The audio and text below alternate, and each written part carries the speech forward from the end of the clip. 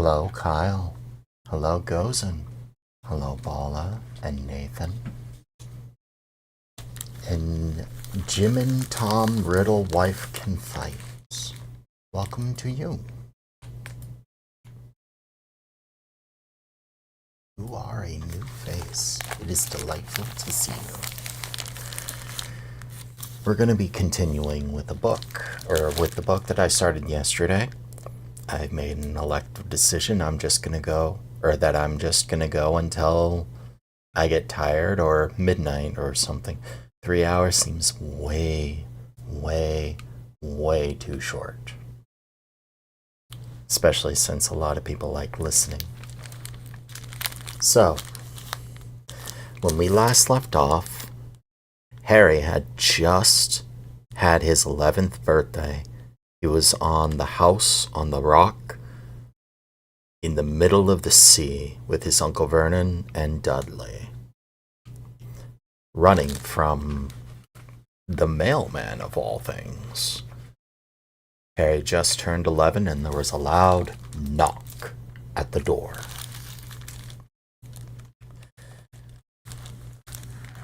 Let's begin. Yeah?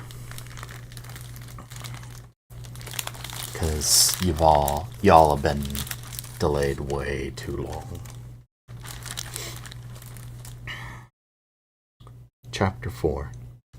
The Keeper of the Keys. Here's my water.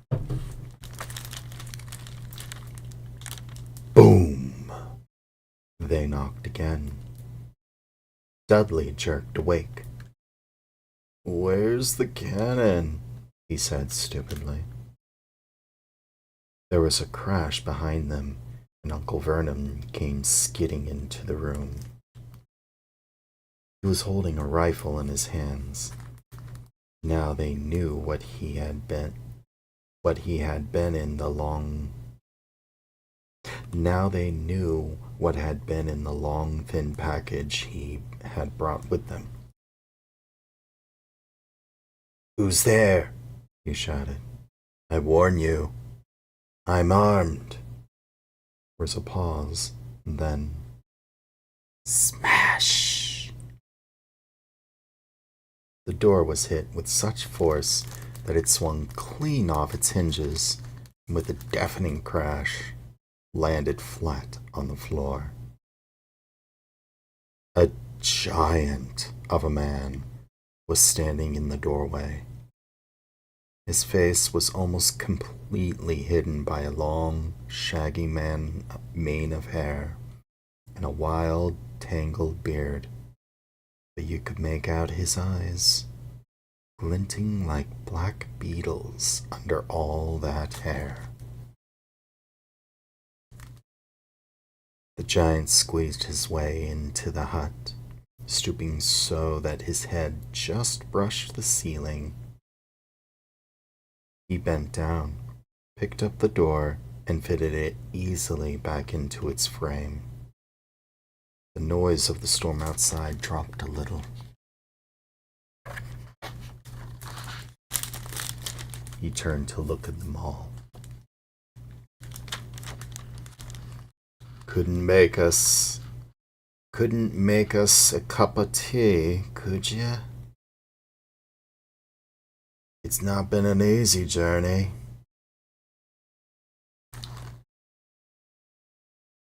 He strode over to the sofa where Dudley sat frozen in fear. "Budge up, you great lump," said the stranger.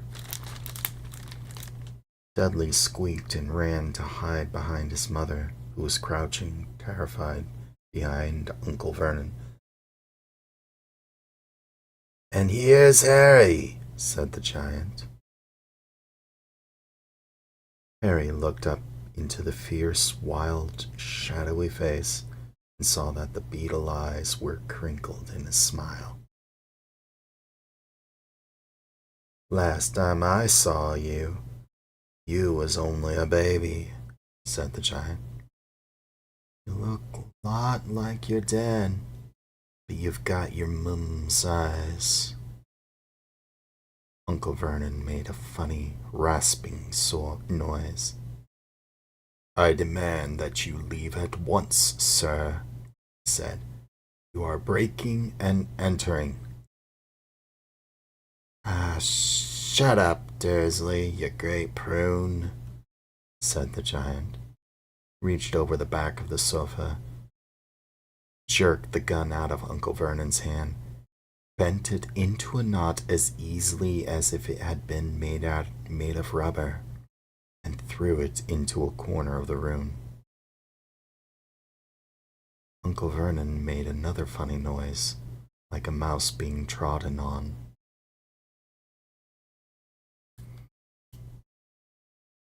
Anyway, Harry, said the giant, turning his back on the Dursleys. A very happy birthday to you. Got summit for you here. Might have sat on it at some point. It'll taste alright.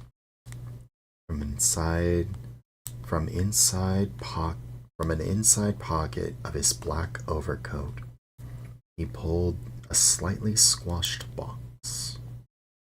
Harry opened it with trembling fingers. Inside was a large, sticky chocolate cake with "Happy Birthday, Harry" written on it in green icing. Harry looked up at the giant. He meant to say thank you. The words got lost on the way to his mouth. What he said instead was, "Who are you?" The giant chuckled. "Two, I haven't introduced myself. Rubus Hagrid, keeper of the keys and grounds at Hogwarts." He held out an enormous hand, shook Harry's whole arm. "About that tea, then, eh?" he said, rubbing his hands together. "I'd not say no to something stronger if you got it, mind." His eyes fell on the empty grate with the shriveled crisp packets in it, and he snorted. He bent down over the fireplace. He couldn't see what he was doing when he drew back a second later. There was a roaring fire there. Filled the whole damp hut with flickering light, and Harry felt the warmth wash over him as though he sunk into a hot bath. The giant sat back down on the sofa, which sagged under his weight, began taking all sorts of things out of the pockets of his coat. A copper kettle, a squashy package of sausages, a poker, a teapot, several chipped mugs, and a bottle of some amber liquid, which he took a swig from before starting to make tea. Soon the hut was full of the sound and smell of sizzling sausage.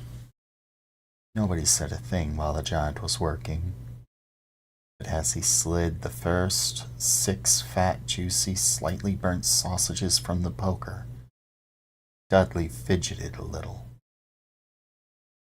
Uncle Vernon said sharply, "Don't touch anything he gives you, Dudley." The giant chuckled darkly. "Your great puddin' of a son done needed fattening any more, Dursley, don't worry." He passed the sausages to Harry, who was so hungry he had never tasted anything so wonderful. He still couldn't take his eyes off the giant. Finally, as nobody seemed about to explain anything, he said, "I'm sorry, I still don't really know who you are." The giant took a gulp of tea and wiped his mouth with the back of his hand. "Call me Hagrid," he said. "Everyone does. Like I told you, I'm keeper of the keys at Hogwarts. You'll know all about Hogwarts, of course. No?" said Harry. Hagrid looked shocked. Sorry, said Harry quickly. Sorry, barked Hagrid, turning to stare at the Dursleys, who shrank back into the shadows. It's them I should be sorry. I knew you weren't getting your letters. I never thought you wouldn't know about Hogwarts, for crying out loud. Did you never wonder where your parents learnt it all? All what? All what? Hagrid thundered. Now wait just one sec. He had leapt to his feet. In his angers, he seemed to fill the whole hut. Dursleys were cowering against the wall. Do you mean to tell me, he growled at the Dursleys, that this boy knows nothing about anything?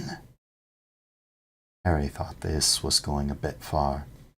He had been to school after all, and his marks weren't bad.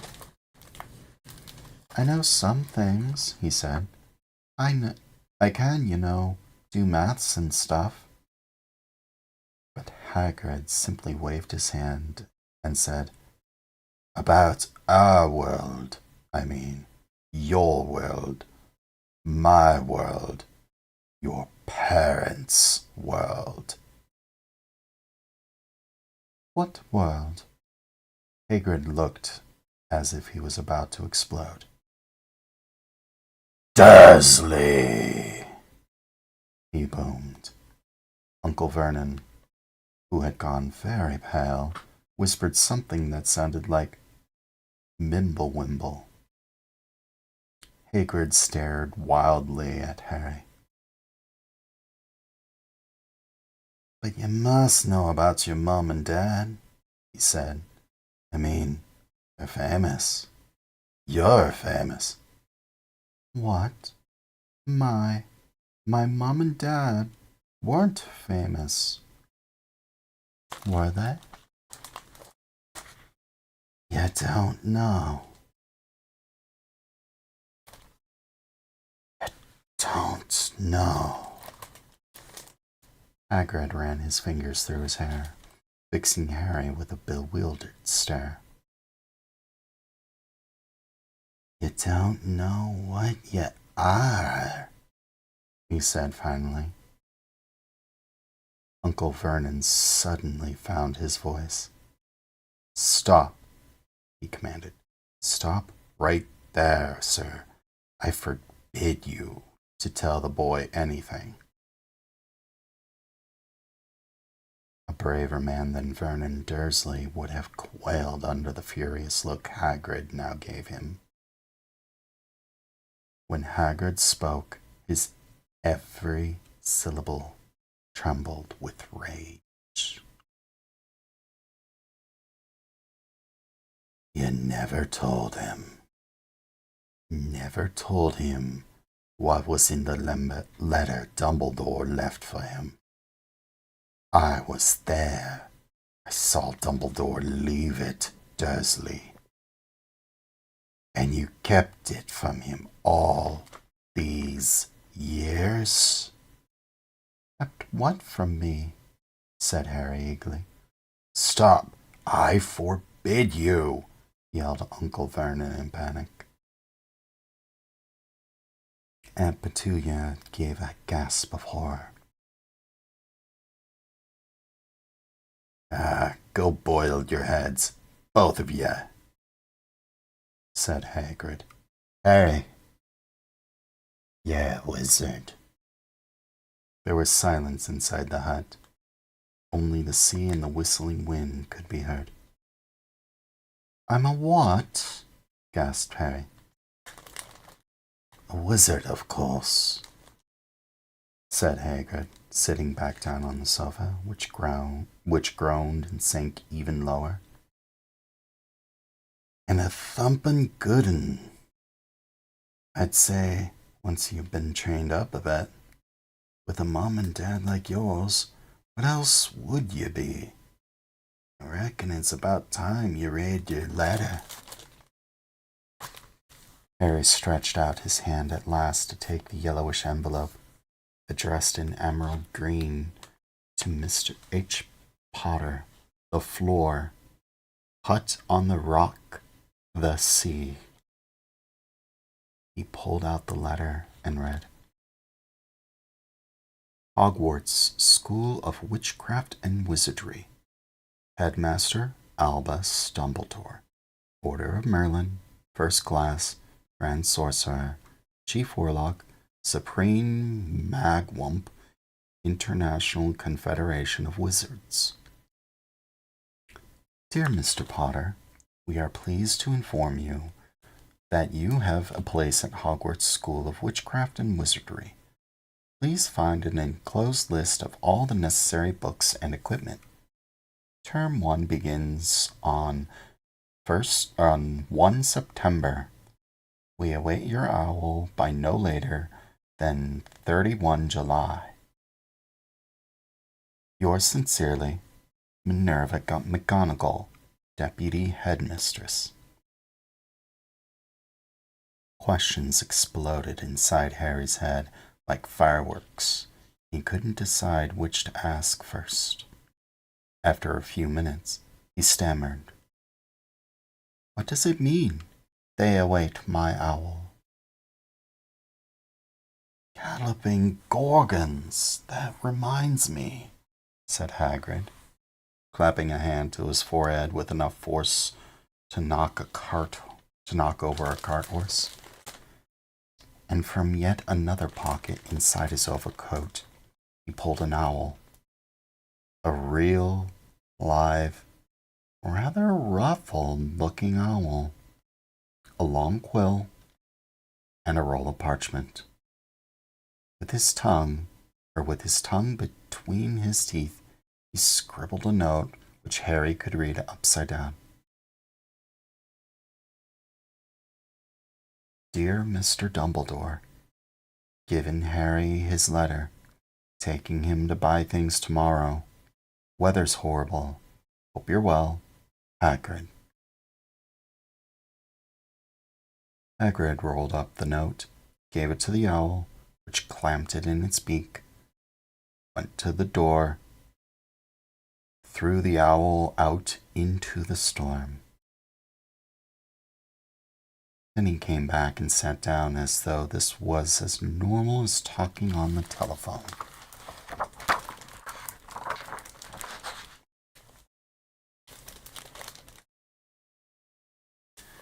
Harry realized his mouth was open and closed it quickly.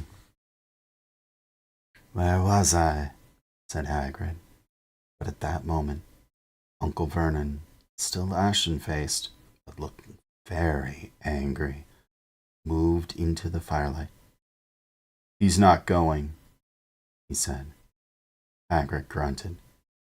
I'd like to see a great muggle like you stop him. A what? Said Harry, interested. Muggle. It's what we call non-magic folk like them. And it's your bad luck you grew up in a family of the biggest muggles I ever laid eyes on. We swore when we took him in we'd put a stop to that rubbish, said Uncle Vernon. We swore we'd stamp it out of him. Wizard indeed. You knew, said Harry. You knew I'm a wizard? No, shrieked Aunt Petunia suddenly. No, of course we knew. How could you not be? Dratted sister being what she was. Oh, she got a letter just like that and disappeared off to that school and came home every holiday with her pockets full of frog spawn, turning teacups into rats. I was the only one who saw her for what she was. A freak. But for my mother and father, oh no, it was literally this and literally that.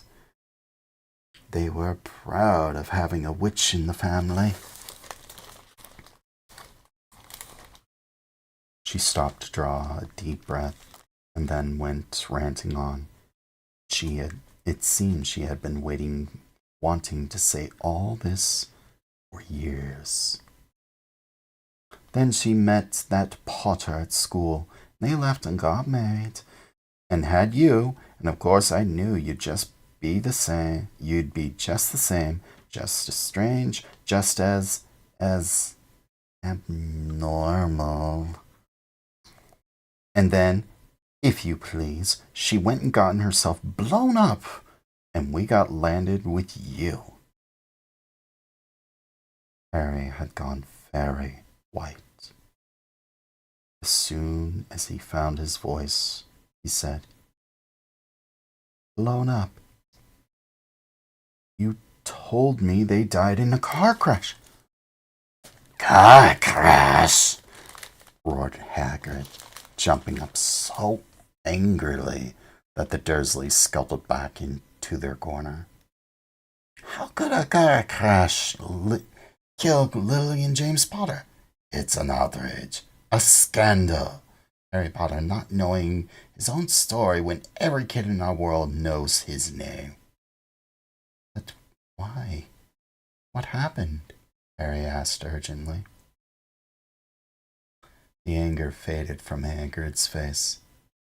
He looked suddenly anxious. "I never expected this," he said in a low, worried voice. "I had no idea. When Dumbledore told me there might be trouble getting hold of you, how much you didn't know." "Ah, Harry, I don't know if I'm the right person to tell you, but someone's gotta. You can't go off to Hogwarts without not knowing." He threw a dirty look at Dursleys. "Well, it's best you know as much as I can tell you, mind. Can't tell you everything. It's a great mystery, parts of it." He sat down, stared into the fire for a few seconds, and then said, "It begins, I suppose, with a person called... But it's incredible you don't know his name. Everyone in our world knows." "Who?" "Well, I don't like saying the name if I can help it. No one does." "Why not?" "Gulpin' gargoyles, Harry. People are still scared. Blimey, this is difficult. See, there's this wizard who went bad. As bad as you could go. Worse. Worse than worse. His name was..." Hagrid gulped, but no words came out. "Could you write it down?"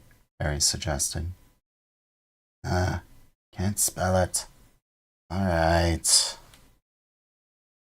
Voldemort." Hagrid shuddered. "Make me say it again. Anyways, this wizard, about 20 years ago now, started looking for followers. Got 'em too.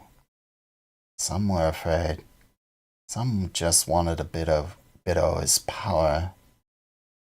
Because he was getting himself power, all right. Dark days, eh? Didn't know who to trust. Didn't dare get friendly with strange wizard or witches. Terrible things happened. He was taken over. Of course, some stood up to him. And he killed them. Horribly. One of the only safe places left was Hogwarts. Reckon Dumbledore's the only one you know who was afraid of. Dare try taking the school. Not just then, anyway. Now, your mom and dad were as good a witch and wizard as I ever knew. Head boy and girl at Hogwarts in their day. Suppose the mystery is why you-know-who never tried to get him on his side before. Probably knew they were too close to Dumbledore to want anything to do with the dark side.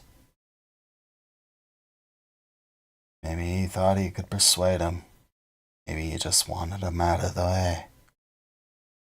All anyone knows is, turned up in the village where you was all living on Halloween 10 years ago. He was just a year old. He came to your house and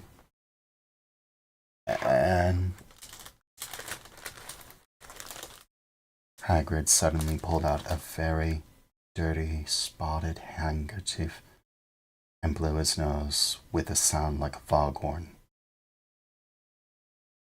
Sigh, he said. It's that sad. Knew your mom and dad, and nicer people you couldn't find anyway. You know who killed him. Then, and this is the real mystery of the thing, tried to kill you, too. Wanted to make a clean job of it, I suppose. Maybe you just liked killing by then, but he couldn't do it. Never wondered how you got that mark on your forehead. That was no ordinary cut. That's what you get when a powerful evil curse touches you. Took care of your mom and dad, and your house even. Didn't work on you. That's why you're famous, Harry. No one ever lived after he decided to kill him. No one. Except you. He'd killed some of the best witches and wizards of the age. McKinnons, Bones, Pruitts. And you was only a baby.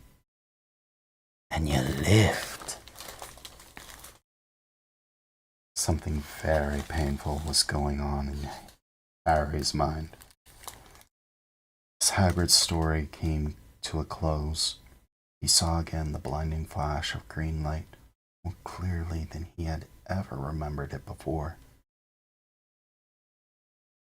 And he remembered something else, the first time in his life. A high, cold, cruel laugh. Hagrid was watching him sadly. Took ye from the ruined house myself on Dumbledore's orders.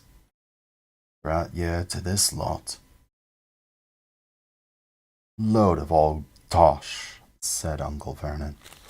Harry jumped. He had almost forgotten that the Dursleys were there. Uncle Vernon certainly seemed to have got back his courage. He was glaring at Hagrid, and his fists were clenched. Now you listen here, boy. I accept there's something strange about you. Probably nothing a good beating wouldn't have cured. And as for all this about your parents, well, they were weirdos, no denying it. And the world's better off without them, in my opinion. As for all they got, getting mixed up with these wizarding types, just what I expected. Always knew they would come to a sticky end. But at that moment, Hagrid leapt from the sofa and drew a battered pink umbrella from inside his coat. Pointing this at Uncle Vernon like a sword, he said, I'm warning you, Dursley. I'm warning you. One more word. In danger of being speared on the end of an umbrella by a bearded giant, Uncle Vernon's courage failed again.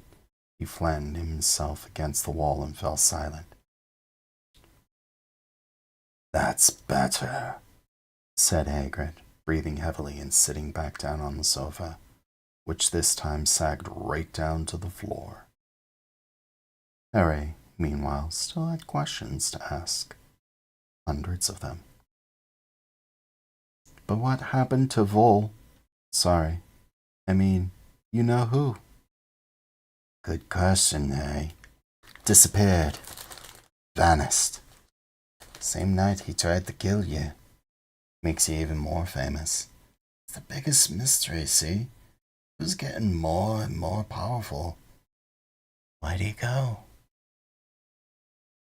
Some say he died. Call it swallop, in my opinion. Dunno if he had enough human left in him to die.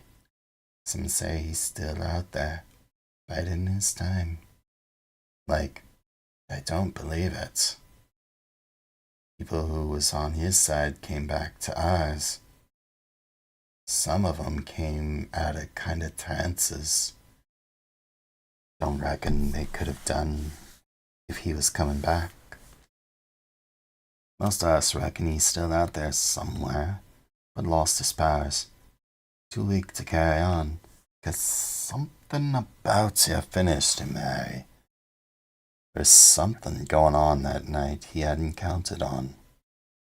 Dunno what it was. No one does. Something about you stumped him. All right. Hagrid looked at Harry with warmth and respect blazing in his eyes. But Harry, instead of feeling pleased and proud, felt quite sure there had been a horrible mistake. A wizard? Him? How could he possibly be? He spent his life being clouded by Dudley, bullied by Aunt Petunia and Uncle Vernon. If he really was a wizard, why hadn't they been turned into warty toads every time they tried to lock him in his cupboard? If he'd once defeated the greatest sorcerer in the world, how come Dudley always had been able to kick him around like a football? Hagrid, he said quietly, I think you must have made a mistake. I don't think I can be a wizard. To his surprise, Hagrid chuckled. Not a wizard, eh? Never made things happen when you was scared or angry? Harry looked into the fire. Now he came to think about it.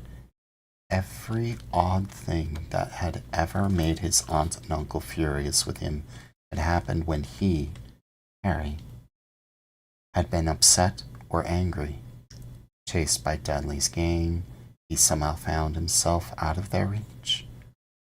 Dredging going to school with that ridiculous haircut, he managed to make it grow back. Very last time Dudley had hit him, hadn't he got his revenge without even realizing he was doing it?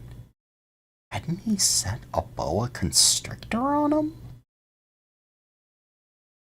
Harry looked back at Hagrid, smiling, and saw that Hagrid was positively beaming at him. See? Said Hagrid.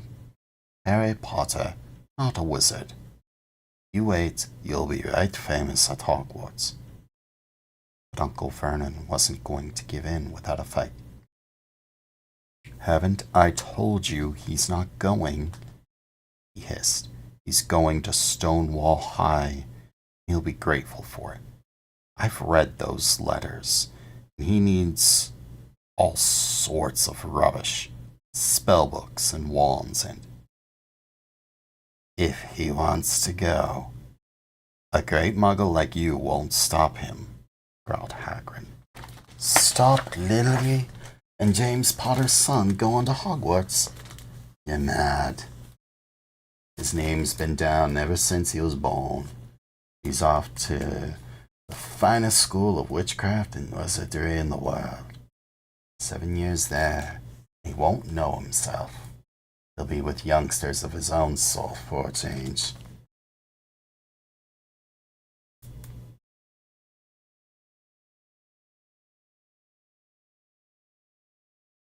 And he'll be under the greatest headmaster Hogwarts ever had.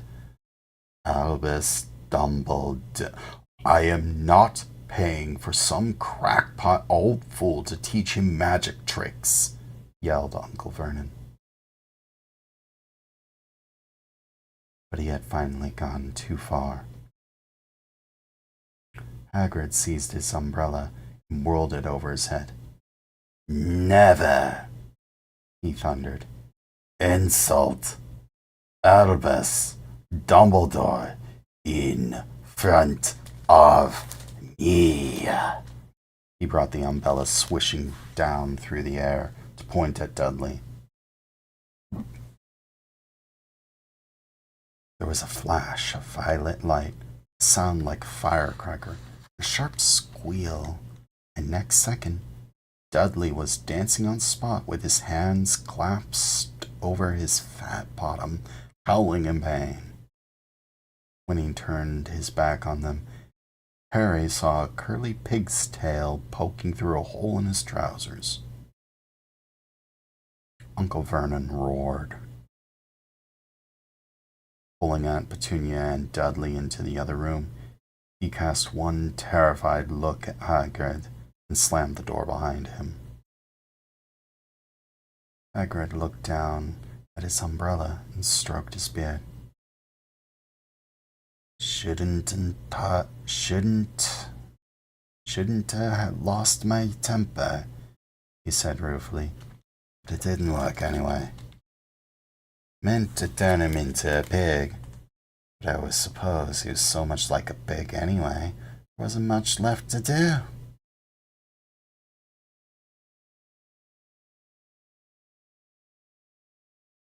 He cast a sideways look at Harry.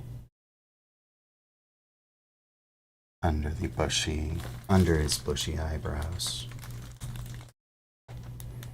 Be grateful if you didn't mention that to anyone at Hogwarts, he said.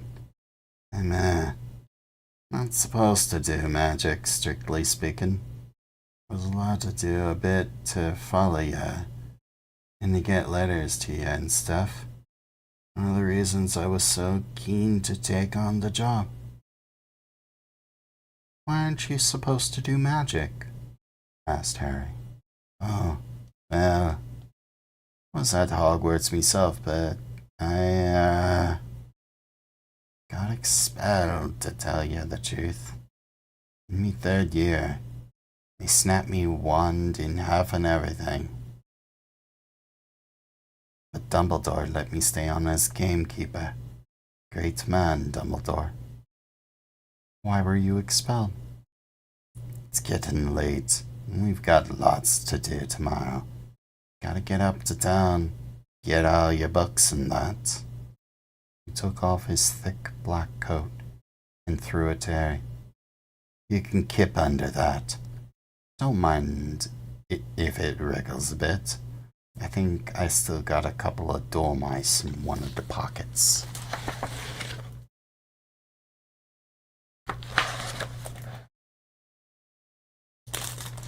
And that was the end of chapter 4.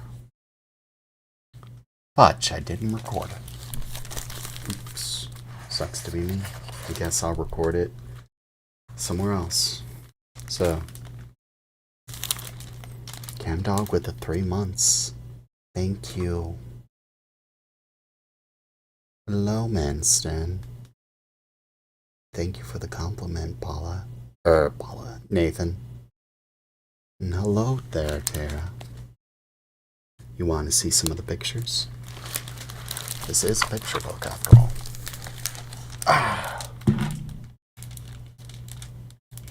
Oh, thing sucks. That's it. That's big ol' Hagrid with his head stooped under the ceiling.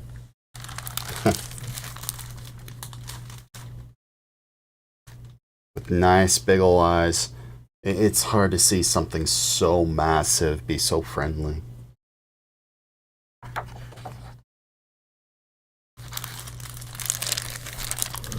And look at that. Sitting there by the fire. Tiny little Harry. Giant Hagrid. Bigger than the sofa he's sitting on. Bigger than everything, actually. I guess he ain't a giant for nothing.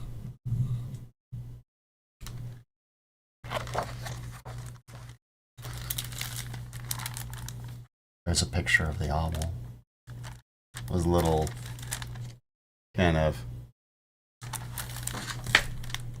like look of complete disdain, disheveled, feathers and stuff. Like he was kept in the pocket for a day too long. Just like, I'm over this. Let me go. Yeah, I saw that.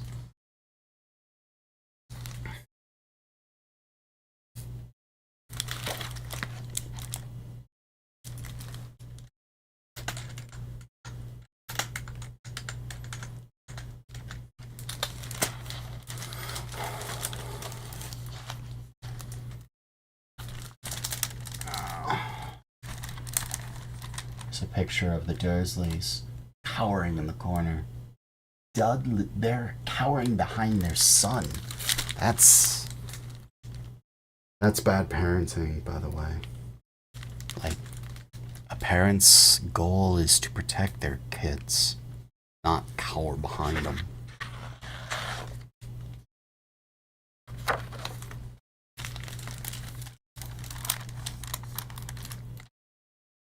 That's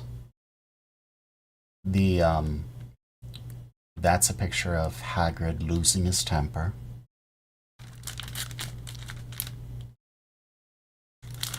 And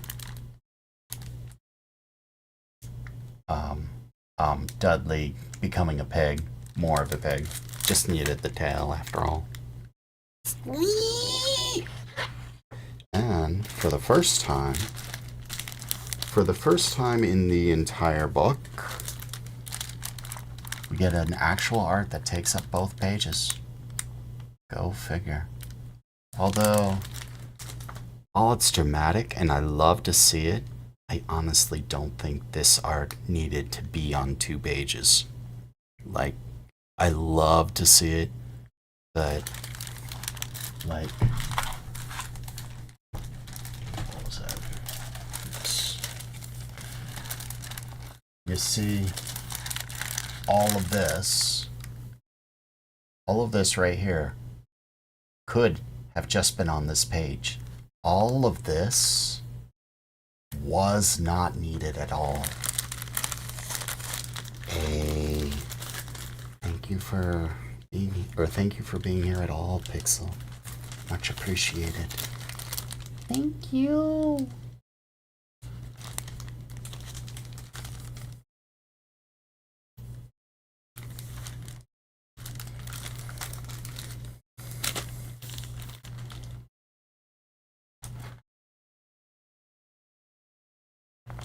Oh, that's part of the new thingy, yeah? Alright. That was... I gotta admit, this is really refreshing to read, like, remember the old, what I read way back when. Something to note, when it was like, it said 11 September or 31 October or whatever that was, or sorry, 31 July. That is how they do times and date, or that's how they do dates in other countries. Day, month, year. Rather than January 1st, 2025, it's 1st of January, 2025.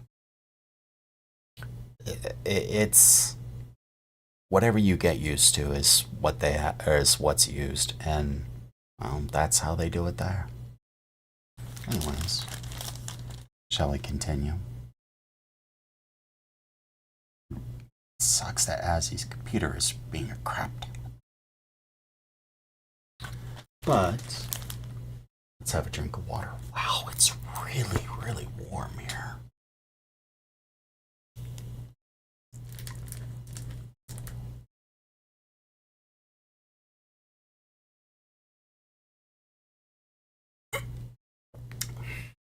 I suspect that the problem with her crap top all along was a, what's it called?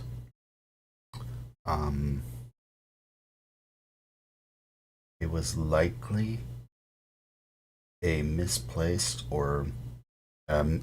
likely a misplaced, what is it called? CPU fan. Like either the thermal paste wasn't on completely or the fan was just bad or something.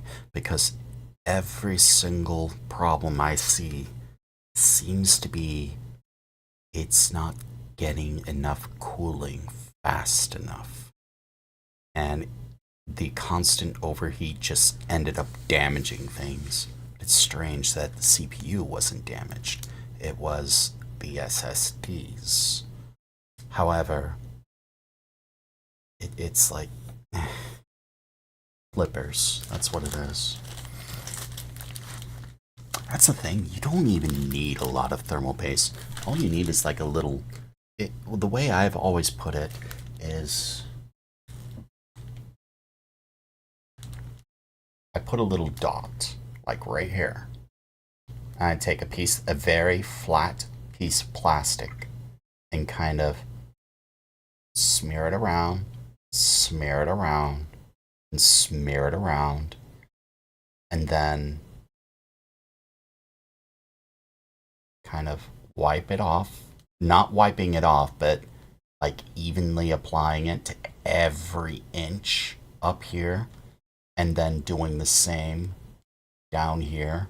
It's very involved, but at the same time, it's like literally every inch is being covered by thermal paste.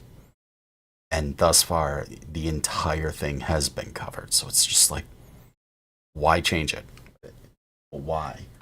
Is there a gap? No, the entire thing had thermal paste. I insured of it. Or I insured that it would have thermal paste on the entire thing. So it's like, it's not hard to do.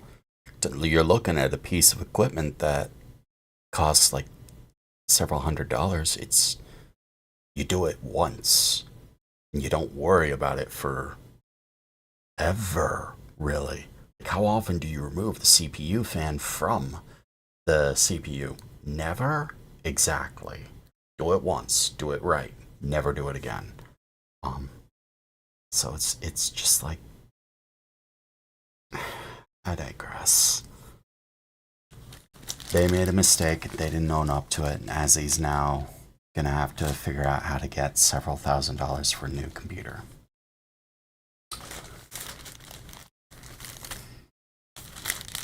Well, it's actually like 2.5 years old. I did help buy it at once upon a time. It was rocking a 3070, a 3080.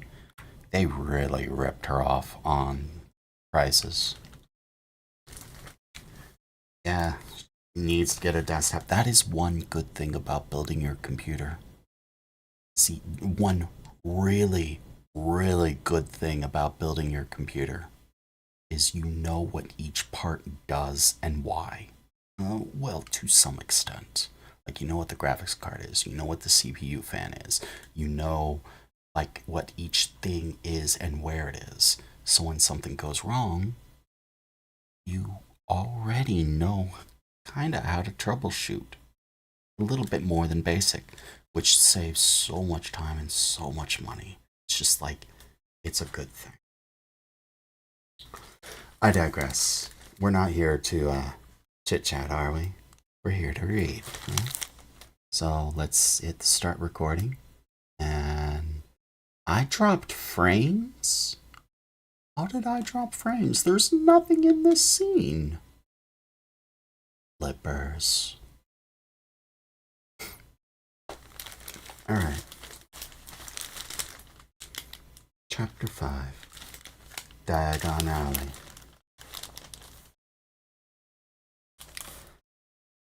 Harry woke early the next morning. Although he could tell it was daylight, he kept his eyes shut tight. It was a dream, he told himself firmly.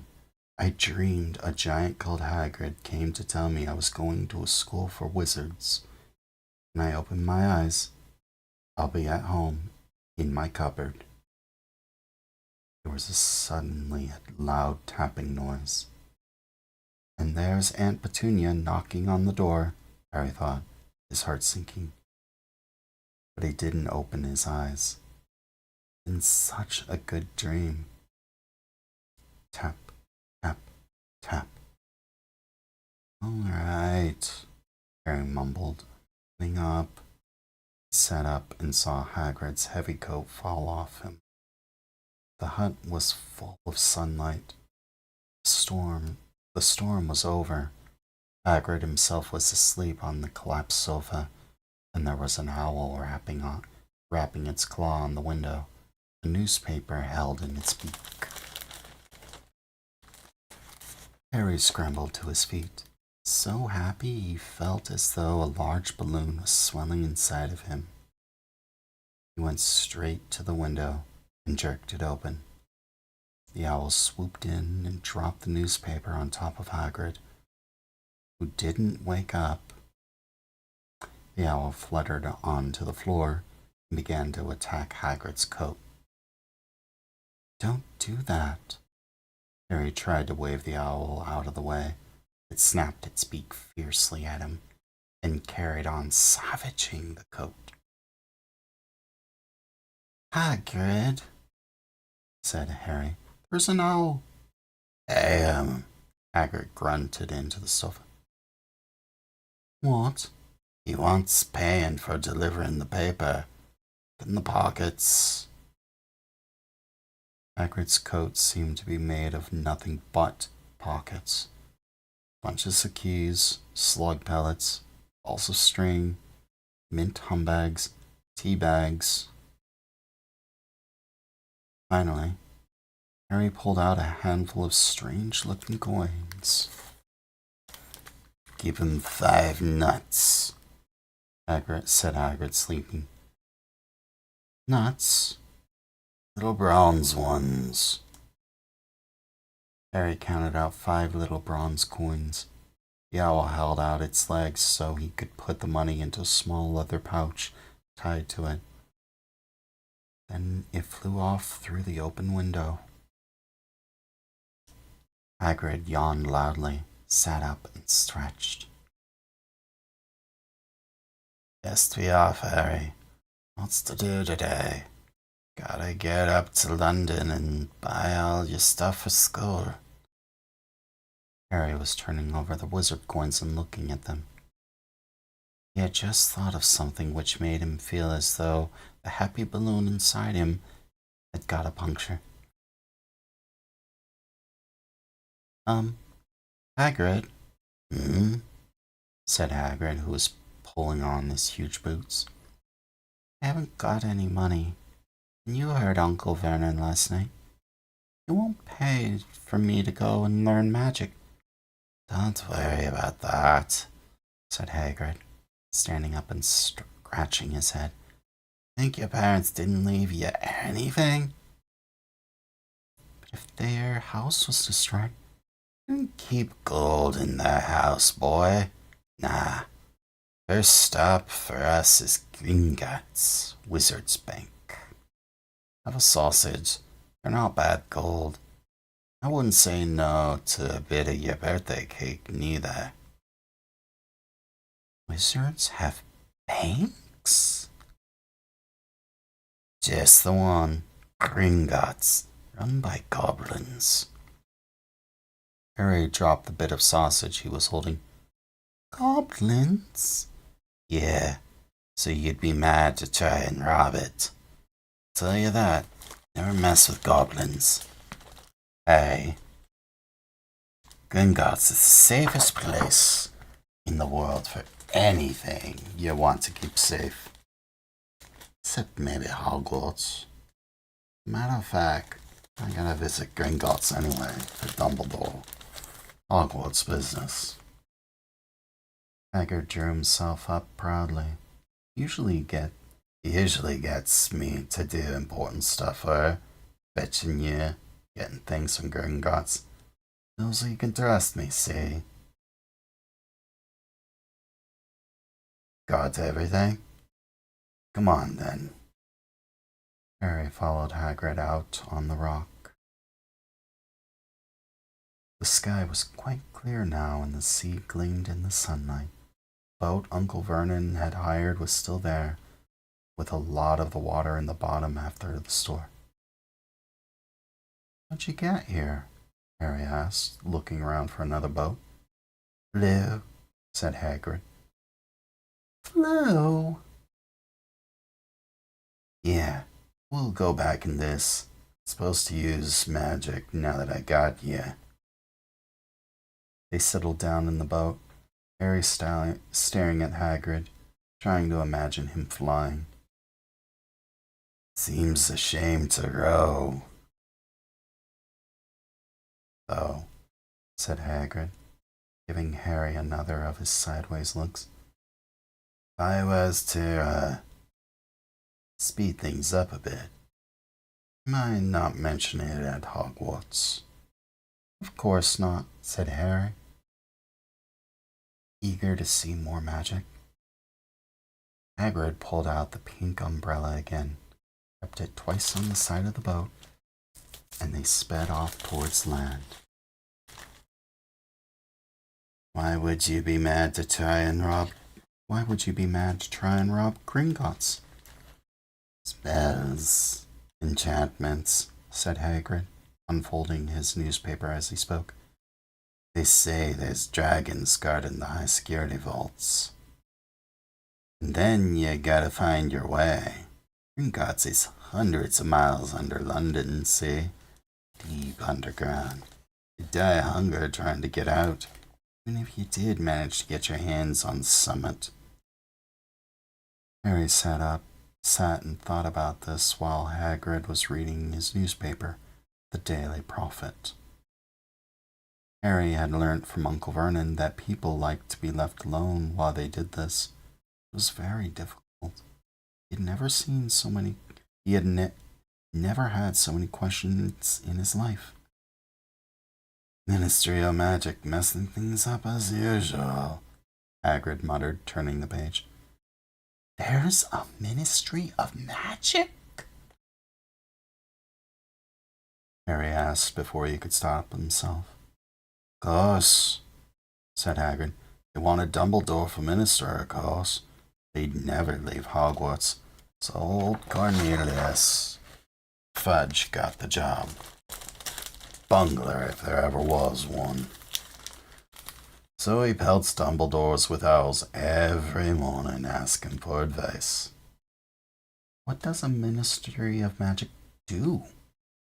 "Now, the main job is to keep it from the muggles that there are still witches and wizards up and down the country." "Why?" "Why? Blimey, Harry, everyone would be wanting magic solutions to their problems. Nah, we're best left alone." At this moment, the boat bumped gently into the harbor wall. Hagrid folded up his newspaper and they clambered up the stone steps onto the street. Passers-by stared at Hagrid as they walked through the little town to the station. Harry couldn't blame him. Not only was Hagrid twice as tall as anyone else, he kept pointing at perfectly ordinary things like parking meters and saying loudly, "See that, Harry? These things Muggle dream up, eh?" "Hagrid," said Harry, panting a bit as he ran to keep up. "Did you say there are dragons at Gringotts?" "Oh, so they say," said Hagrid. "Crikey, I'd like a dragon."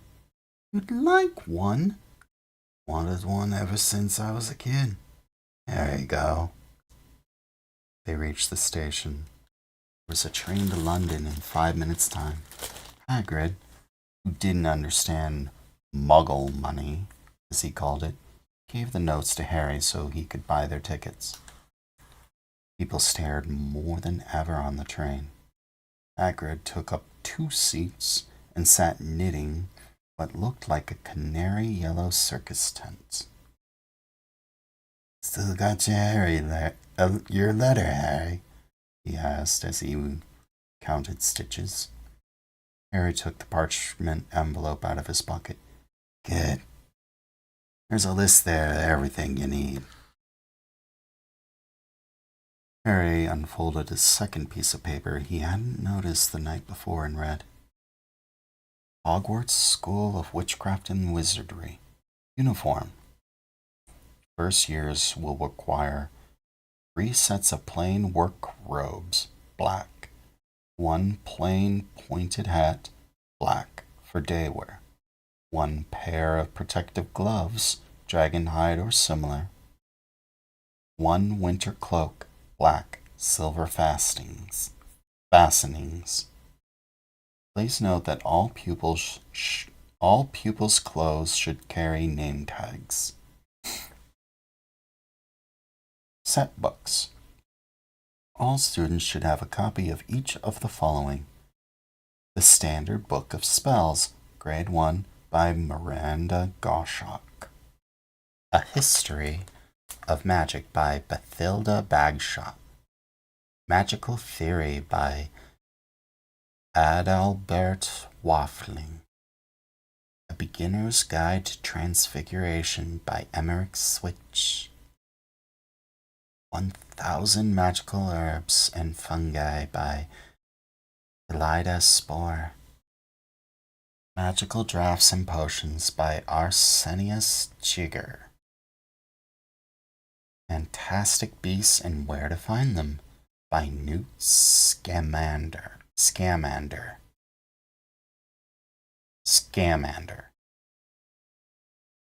The Dark Forces, A Guide to Self-Protection by Quentin Trimble.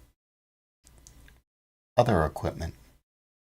1 wand, 1 cauldron, pewter, standard size 2, 1 set glass or crystal phials, 1 telescope, 1 set brass scales. Students may also bring an owl or a cat or a toad. Parents are reminded that first years are not allowed on their own broomsticks. Can we buy all this in London? Harry wondered aloud. If you know where to go, said Hagrid. Harry had never been to London before. Although Hagrid seemed to know where he was going, he was obviously not used to getting there in an ordinary way.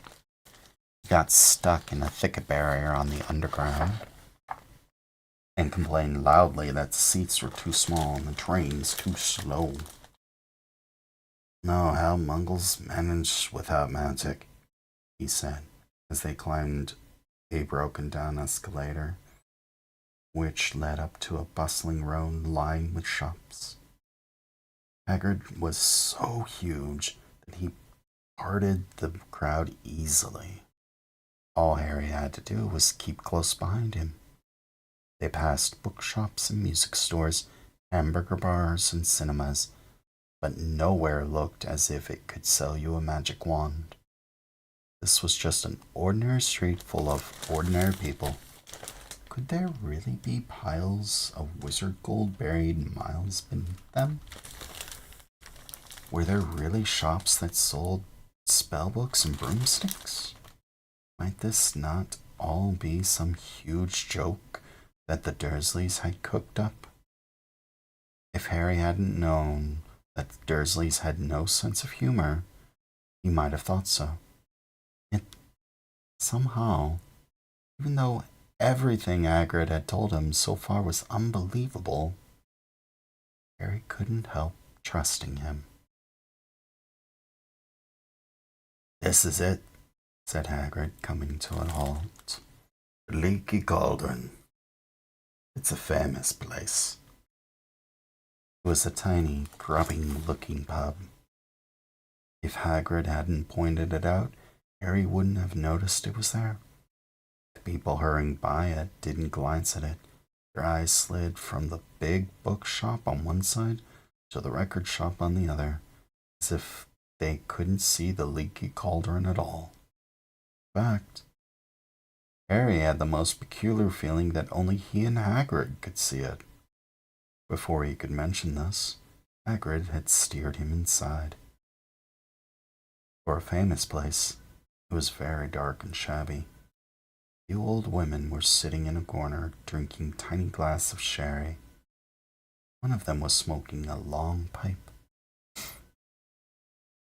A little man in a top hat was talking to the old barman, who was quite bald and looked like a gummy walnut. The low buzz of chatter stopped when they walked in. Everyone seemed to know Hagrid. They waved and smiled at him.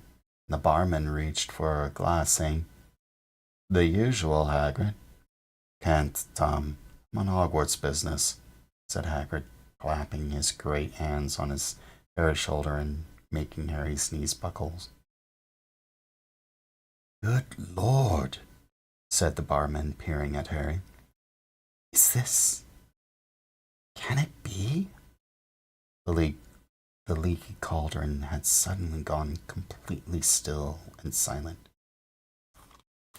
"Bless my soul," whispered the old barman. "Harry Potter. What an honor." He hurried out from behind the bar, rushed towards Harry, and seized his hand, tears in his eyes. "Welcome back, Mr. Potter. Welcome back." Harry didn't know what to say. Everyone was looking at him. The old woman with the pipe was puffing on it without realizing it had gone out. Hagrid was beaming. There was a great scraping of chairs, and next moment, Harry found himself shaking hands with everyone in the leaky cauldron. "Doris Crockford, Mr. Potter, can't believe it. I'm meeting you at last." "So proud, Mr. Potter. Just so proud. Always wanted to shake your hand. I'm all of a flutter." "Delighted, Mr. Potter. Just can't tell you. Diggle's the name. Daedalus Diggle." "I've seen you before," said Harry as Daedalus Diggle's top hat fell off in his excitement. "You bowed to me once in a shop." "He remembers," cried Daedalus Diggle, looking around at everyone. "Did you hear that? He remembers me." Harry shook hands again and again. Doris Crockford kept coming back for more. A pale young man made his way forward, very nervously. One of his eyes was twitching. "Professor Quirrell," said Hagrid. "Harry, Professor Quirrell will be one of your teachers at Hogwarts." "Potter," stammered Professor Quirrell, grasping Harry's hand. "Can't tell you how pleased I am to meet you." "What sort of magic do you teach, Professor Quirrell?" Defense against the dark arts," muttered Professor Quirrell, as though he'd rather not think about it. "Not that you need it, eh, Potter?" He laughed nervously. "You'll be getting all your equipment, I suppose.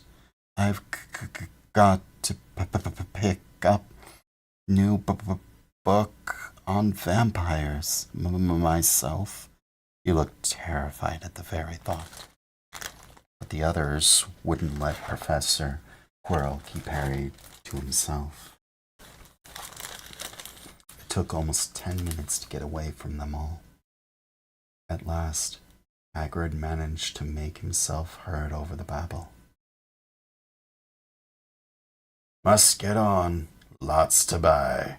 Come on, Harry." Doris Crockford shook Harry's hand one last time. Hagrid led them through the bar and out into a small walled courtyard, where there was nothing but a dustbin and a few weeds. Hagrid grinned at Harry. Told ya, didn't I? Told ya you was famous. And Professor Quirrell was trembling to meet ya. Mind ya, he's usually trembling. Is he always that nervous? Yeah, poor bloke. Riddle your mind. He was fine while we was studying out books, but then he took a year off to get some first-hand experience. Say he met vampires in the Black Forest. There was a nasty bit of trouble with a hag. Never been the same since. Scared of the students, scared of his own subject. Now where's me umbrella? Vampires? Hags? Harry's head was swimming. Hagrid, meanwhile, was counting bricks in the wall above the dustbin. 3 up, 2 across, he muttered. Right. Stand back, Harry. He tapped the wall 3 times with the point of his umbrella. The brick he touched quivered. It wriggled. In the middle, a small hole appeared. It grew wider and wider. A second later, they were facing an archway large enough even for Hagrid. An archway onto a cobbled street, which twisted and turned out of sight. Welcome, said Hagrid. The Diagon Alley. He grinned at Harry's amazement. They stepped through the archway. Harry looked quickly over his shoulder and saw the archway shrink instantly back into solid wall. The sun shone brightly on a stack of cauldrons outside the nearest shop. Cauldrons, all sizes, copper, brass, pewter, silver, self-stirring, collapsible, and a sign hanging over them.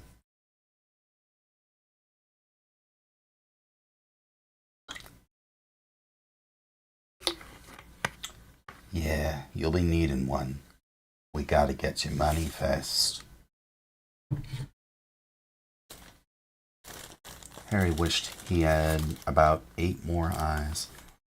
He turned his head in every direction as they walked up the street, trying to look at everything at once. Shops, things outside them, people doing their shopping. A plump woman outside an apothecary's was shaking her head as they passed, saying, "Dragon liver, 16 sickles an ounce. They're mad." A low, soft hooting came from a dark shop with a sign saying, "Ilops Owl Emporium, Tawny, Screech, Barn, Brown, and Snowy." Several boys of about Harry's age had their noses pressed against a window with broomsticks in it. "Look," Harry heard one of them say, "new Nimbus 2000, fastest ever." There were shops selling robes, shops selling telescopes and strange silver instruments Harry had never seen before. Windows stacked with barrels and bat spleens and eel's eyes. Tottering piles of spell books, bills and rolls of parchment, potion bottles, globes of the moon. Gringotts, said Hagrid. They reached a snowy white building which towered over the other little shops. Standing beside its burnished bronze doors, wearing a uniform of scarlet and gold, was... "Yeah, that's a goblin," said Hagrid quietly as they walked up the white stone steps towards him. The goblin was about a head shorter than Harry. He had a swarthy, clever face, pointed beard, and, Harry noticed, very long fingers and feet. He bowed as they walked inside. Now they were facing a second pair of doors, silver this time, with words engraved upon them. Enter, stranger, but take heed of what awaits the sin of greed. For those who take but do not earn must pay most dearly in their turn. So if you seek beneath our floors a treasure that was never yours, thief, you have been warned, beware of finding more than treasure there. Like I said, you'd be mad to try and rob it, said Hagrid.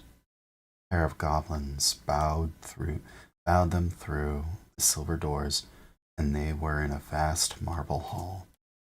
About 100 more goblins were sitting on high stools behind a long counter, scribbling in large ledgers, weighing coins on brass scales, examining precious stones through eyeglasses. There were too many doors to count leading off the hall, and yet more goblins were showing, people in and out of these. Hagrid and Harry made for the counter. "Morning," said Hagrid to a free goblin. "We come to take some money out of Mr. Harry's safe." "You have his keys, sir." "Got it here somewhere," said Hagrid, and he started emptying his pockets onto the counter, scattering a handful of moldy dog biscuits over the goblin's book numbers. Goblin wrinkled his nose. Harry watched the goblin on their right weighing a pile of rubies as big as glowing coals. "Got it," said Hagrid at last, holding up a tiny golden key. The goblin looked at it closely. "That seems to be in order." "I've also got a letter here from Professor Dumbledore," said Hagrid, importantly, throwing out his chest. "It's about the you-know-what in Vault 713. The goblin read the letter carefully. "Very well," he said, handing it back to Hagrid. "I will have someone take you down to both vaults. Griphook." Griphook was yet another goblin. Once Hagrid had crammed all the dog biscuits back inside his pockets, he and Harry followed Griphook towards one of the doors leading off the hall. What's the you-know-what in Vault 713? Harry asked. "Can't tell you that," said Hagrid mysteriously. "Very secret. Hogwarts business. Dumbledore's trusted me, or my job's worth to tell you that." Griphook held the door open for them. Harry, who expected more marble, was surprised. They were in a narrow stone passageway lit with flaming torches. It sloped steeply downwards, and there were little railway tracks on the floor. Griphook whistled, and a small cart came hurtling up the tracks towards them. They climbed in, Hagrid with some difficulty, and were off. At first, they just hurtled through a maze of twisting passages. Harry tried to remember. Left, right, right, left, middle, fork, right, left. It was impossible. The rattling cart seemed to know its own way, because Griphook wasn't steering. Harry's eyes stung as the cold air rushed past them. He kept them wide open. Once, he thought he saw a burst of fire at the end of a passageway. He twisted round to see if it was a dragon. Too late. They plunged even deeper, passing an underground lake where huge stalactites and stalagmites grew from the ceiling and floor. "I never know," Harry called to Hagrid over the noise of the cart. "What's the difference between a stalagmite and a stalactite?" "Stalagmite's got an M in it, Hagrid. And don't ask me questions just now. I think I'm gonna be sick." He did look very green when the cart stopped. at last beside the small door in the passage wall. Hagrid got out and had to lean against the wall to stop his knees trembling. Griphook unlocked the door. A lot of green smoke came billowing out, and as it cleared, Harry gasped. Inside were mounds of gold coins, columns of silver, heaps of little bronze nuts. All yours, Smiled Hagrid. All Harry's. It was incredible. The Dursleys couldn't have known about this, or they'd have had it from him faster than blinking. How often had they complained how much Harry cost them to keep? And all the time, there had been a small fortune belonging to him, buried deep under London. Hagrid helped Harry pile some of it into a bag. Gold ones are galleons, He explained. 17 silver sickles to a galleon, and 29 nuts to a sickle. It's easy enough. Right, it should be enough for a couple of terms. We'll keep the rest safe for you. He turned to Griphook.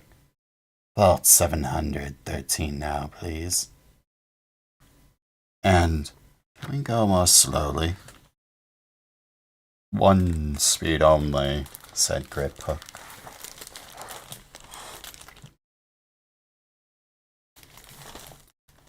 They were going even deeper now and gathering speed. The air became colder and colder as they hurtled round tight corners. They went rattling on an underground ravine, and Harry leant over the side to try and see what was down at the dark bottom. But Hagrid groaned and pulled him back by the scruff of his neck. Vault 713 had no keyhole. "Stand back," said Griphook importantly. He stroked the door gently with one of his long fingers, and it simply melted away. "If anyone but a Gringotts goblin tried that, they'd be sucked through the door and trapped in there." "How often do you check to see if anyone's inside?" "About once every 10 years, said Griphook with a rather nasty grin. Something really extraordinary had to be inside this top security vault, Harry was sure, and he leaned forward eagerly, expecting to see fabulous jewels at the very least. But at first, he thought it was empty. Then he noticed a grubby little package wrapped up in brown paper lying on the floor. Hagrid picked it up and tucked it deep inside his coat. Harry longed to know what it was, but knew better than to ask. Come on, back in this infernal cart. Don't talk to me on the way back. It's best if I kept my mouth shut, said Hagrid. One wild cart ride later, they stood blinking in the sunlight outside Gringotts. Harry didn't know where to run first now. Then he had a bag full of money. He didn't have to know how many galleons there were to a pound to know that he was holding more money than he'd had in his entire life. More money than even Dudley had ever had. Might as well get your uniform, said Hagrid, nodding towards Madame Malkin's robes for all occasions. Listen, Harry, would you mind if I slipped off for a pick-me-up in the lake cauldron? I hate them Gringotts carts. He did still look a bit sick, so Harry entered Madame Malkin's alone, feeling nervous. Madame Malkin was a squat, smiling witch dressed all in mauve. "Hogwarts, dear," she said when Harry started to speak. "Got the lot here. Another young man being fitted up. Just now, in fact." In the back of the shop, a boy with a pale, pointed face was standing on a footstool while a second witch pinned up his long black robes. Madame Malkin stood, Harry on a stool next to him, slipped a long robe over his head, and began to pin it with the right length. "Hello," said the boy. "Hogwarts, too?" "Yes," said Harry. "My father's next door buying my books, and mother's up the street looking at wands," said the boy. He had a bored, drawling voice. "Then I'm going to drag them off to look at racing brooms. I don't see why first years can't have their own. I think I'll bully father into getting me one, and I'll smuggle it in somehow." Harry was strongly reminded of Dudley. "Have you got your own broom?" the boy went on. "No," said Harry. "Play Quidditch at all?" "No," Harry said again, wondering what on earth Quidditch could be. "I do. Father says it's a crime if I'm not picked to play for my house. Must say I agree. Know what house you'll be in yet?" "No," said Harry, feeling more stupid by the minute. "Well, no one really knows until they do they? I know I'll be in Slytherin. All our family have been. Imagine being in Hufflepuff. Think I'd leave, wouldn't you?" Said Harry, wishing he could say something a bit more interesting. "Say, look at that man," said the boy suddenly, nodding towards the front window. Hagrid was standing there, grinning at Harry and pointing at two large ice creams to show he couldn't come in. "That's Hagrid," said Harry, pleased to know something the boy didn't. "He works at Hogwarts." "Oh," said the boy. "I've heard of him. He's a sort of servant, isn't he?" "He's the gamekeeper," said Harry. He was liking the boy less and less every second. "Yes, exactly. I've heard he's sort of a savage. Lives in a hut in school grounds, and every now and then he gets drunk, tries to do magic, and ends up setting fire to his bed. I think he's brilliant." "Do you?" said the boy with a slight sneer. "Why is he with you? Where are your parents?" "They're dead," said Harry shortly. He didn't feel like much going into the matter with this one. "Oh, sorry," said the other, not sounding sorry at all. "They were our kind, weren't they?" "They were a witch and a wizard, that's what you mean." "I really don't think they should let the other sort in, do you? They're just not the same. They've never been brought up to know our ways. Some of them have never even heard of Hogwarts until they get the letter. Imagine. I think they should keep it in the old wizarding families. What's your surname, anyway?" Before Harry could answer, Madame Malkin said, "That's you done, my dear." And Harry, not sorry for an excuse to stop talking to the boy, hopped down from the footstool.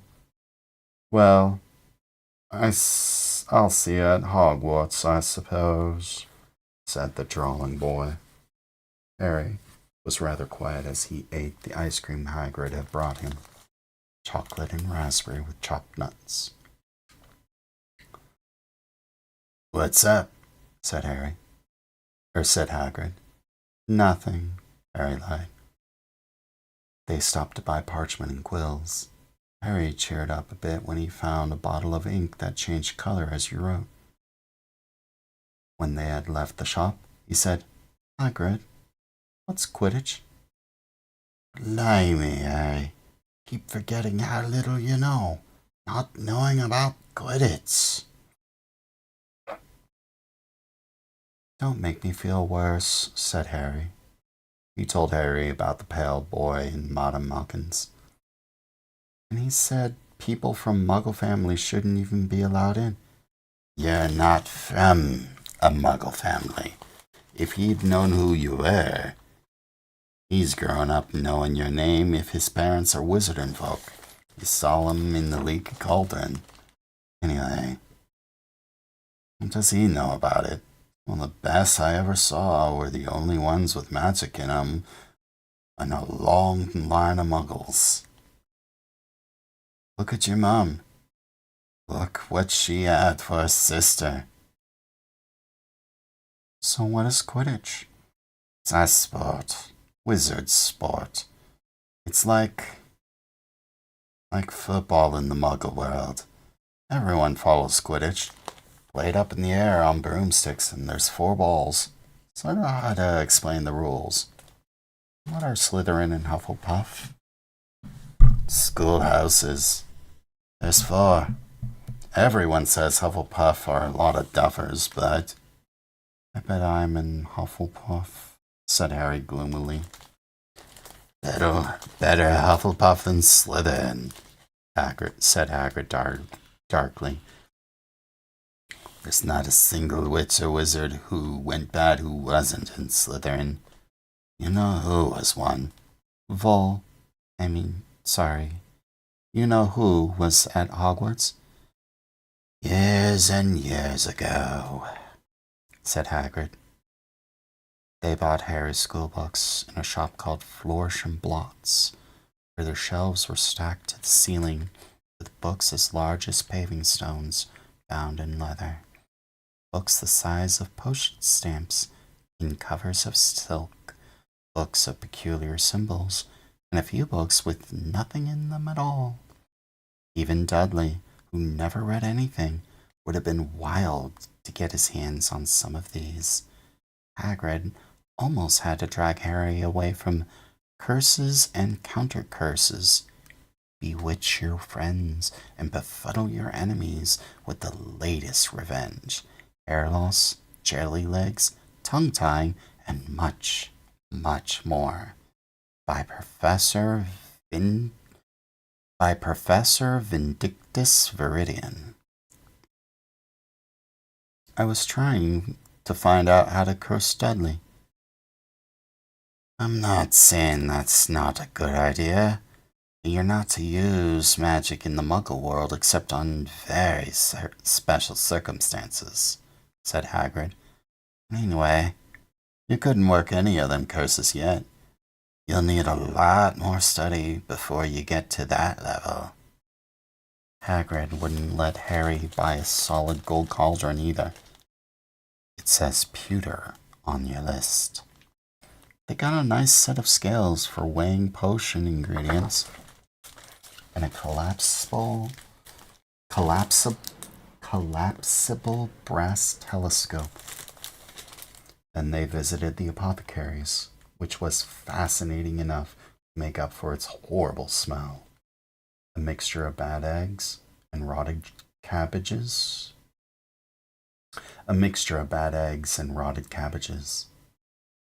Barrels of slimy stuff stood on the floor. Jars of herbs, dried roots, and bright powders lined the walls. Bundles of feathers, strings and fangs, and snarled claws hung from the ceiling. While Hagrid asked the man behind the counter for a supply of some basic potion ingredients for Harry, Harry himself examined silver unicorn horns at 21 gallons each, and minuscule, glittery black beetle eyes. 5 nuts a scoop. Outside the apothecary's, Hagrid checked Harry's list again. Just your wand left. Oh, yeah. I still haven't got you a birthday present. Harry felt himself go red. You don't have to. I know I don't have to. Tell you what, look at your animal. Not a toad. Toads went out of fashion years ago. You'd be laughed at. You don't like cats. Make me sneeze. Get your an owl. All the kids want owls. They're dead useful. Carrying your post and everything. 20 minutes later, they left Ilop's Owl Emporium, which had been dark and full of rustling, flickering, jewel-bright eyes. Harry now carried a large cage which held a beautiful snowy owl, fast asleep with her head on her wing. Couldn't stop stammering his thanks, sounding just like Professor Quirrell. Don't mention it, said Hagrid gruffly. Don't expect you've had a lot of presents from the Dursleys. Just Ollivander's left now. Only place for wands. Ollivander's, and you gotta have the best wand. A magic wand. This was what Harry had really been looking forward to. The last shop was narrow and shabby. Healing gold letters over the door read Ollivanders, makers of fine wands since 382 BC. A single wand lay on a faded purple cushion in the dusty window. A tinkling bell rang somewhere in the depths of the shop as they stepped inside. It was a tiny place, empty except for a single spindly chair which Hagrid sat on to wait. Harry felt strangely as though he entered a very strict library. He swallowed a lot of new questions which had just occurred to him and looked inside at the thousands of narrow books piled neatly right up to the ceiling. For some reason, the back of his neck prickled. The very dust and silence in here seemed to tingle with some secret magic. Good afternoon, said a soft voice. Harry jumped. Hagrid must have jumped too, because there was a loud crunching noise. He got quickly off the spindly chair. An old man was standing before them, his wide, pale eyes shining like moons through the gloom of the shop. Hello, said Harry awkwardly. Ah, yes, said the man. Yes, yes. I thought I'd be seeing you soon, Harry Potter. It wasn't a question. You have your mother's eyes. It seems only yesterday she was in here herself, buying her first wand. 10 1/4 inches long, swishy, made of willow. Nice wand for charm work. Mr. Ollivander moved closer to Harry. Harry wished he would blink. Those silvery eyes were a bit creepy. Your father, on the other hand, favored a mahogany wand, 11 inches, pliable, a little more power, and excellent for transfiguration. Well, they say your father favored it. It's really the wand that chooses the wizard, of course. Mr. Ollivander had come so close that he and Harry were almost nose to nose. Harry could see himself reflected in those misty eyes. And that's where Mr. Ollivander touched the lightning scar on Harry's forehead with a long white finger. I'm sorry to say I sold the wand that did it. 13 1/2 inches. You, powerful wand. Very powerful. In the wrong hands. Well, if I'd known what that wand was going out in the world to do. He shook his head and then, to Harry's relief, spotted Hagrid. Rubus Hagrid, how nice to see you again. Oak, 16 inches. Rather bendy, wasn't it? It was, sir. Good wand, that one. But I suppose they snapped it in half when you got expelled, said Mr. Ollivander, suddenly stern. Yes, they did, yes, said Hagrid, shuffling his feet. Still got the pieces, though, he added brightly. You don't use them, said Mr. Ollivander sharply. Oh, no, sir, said Hagrid quickly. Harry noticed he gripped his pink umbrella very tightly as he spoke. Said Mr. Ollivander, giving Hagrid a piercing look. Well now, Mr. Potter, let me see.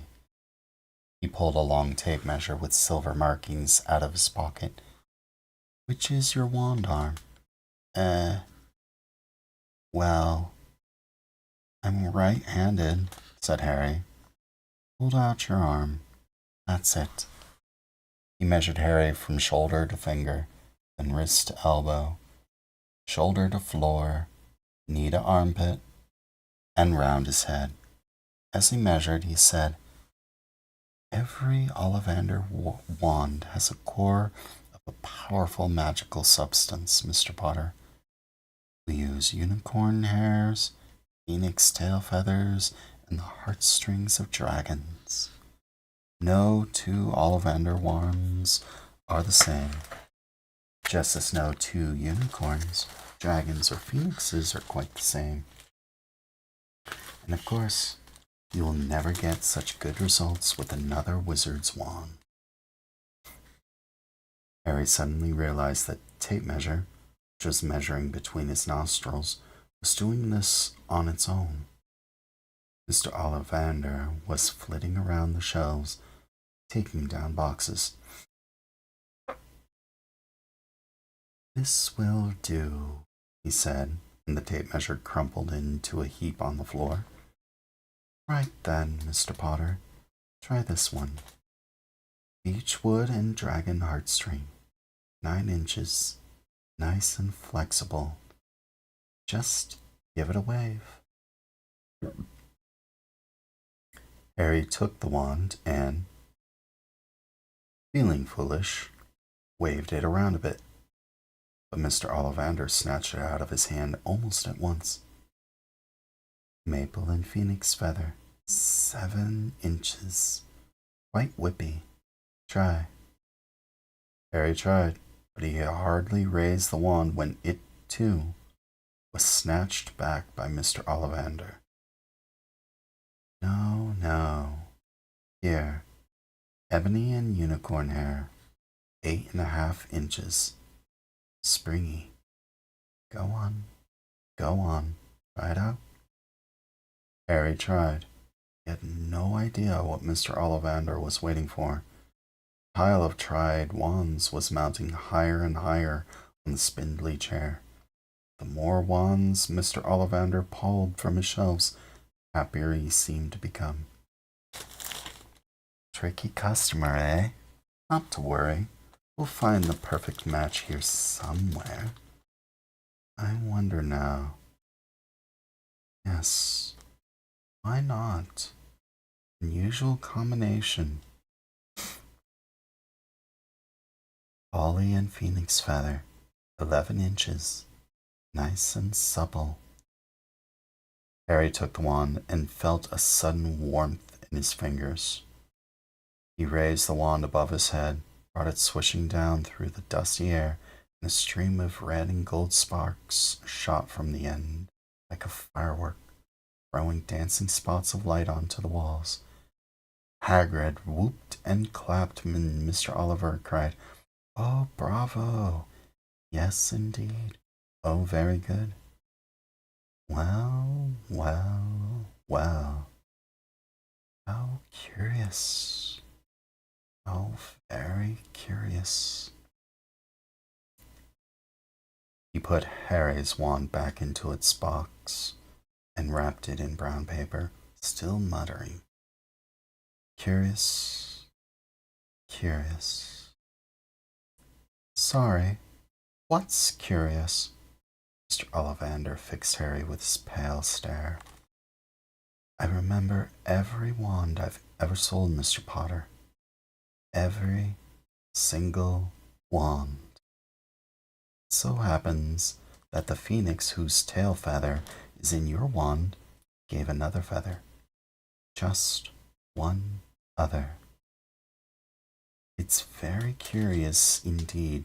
You should be destined for this wand when its brother, why, its brother gave you that scar. Harry swallowed. Yes, 13.5 inches. You. Curious indeed how these things happen. The wand chooses the wizard, remember? I think we must expect great things from you, Mr. Potter. After all, he who must not be named did great things. Terrible, yes. Great. Mr. Oliver. Harry shivered. He wasn't sure he liked Mr. Ollivander too much. He paid 17 gold galleons for his wand. Mr. Ollivander bowed them from the shop. The late afternoon sun hung low in the sky as Harry and Hagrid made their way back to down Diagon Alley, back through the wall, back through the leaky cauldron, now empty. Harry didn't speak at all as they walked down the road. He didn't even notice how many people were gawping at them on the underground, laden as they were with all their funny-shaped packages, with the sleeping snowy owl on Harry's lap. Up another escalator, out into Paddington Station. Harry only realized where they were when Hagrid tapped him on the shoulder. Got time for a bite to eat before your train leaves? Harry bought a hamburger. They sat down on plastic seats to eat them. Harry kept looking around. Everything looks so strange somehow. Yeah, right, Harry. You're very quiet. Harry wasn't sure he could explain. He just had the best birthday of his life, and yet... He chewed his hamburger, trying to find words. Everyone thinks I'm special, he said at last.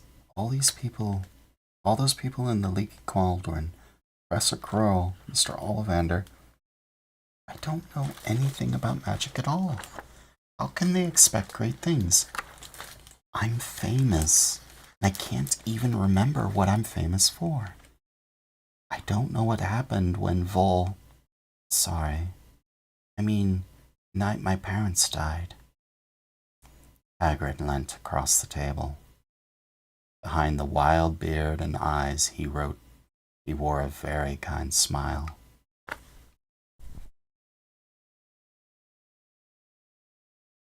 Don't you worry, Harry. You'll learn fast enough. Everyone starts at the beginning at Hogwarts. You'll be just fine. Just be yourself. Know it's hard. You've been singled out. That's always hard.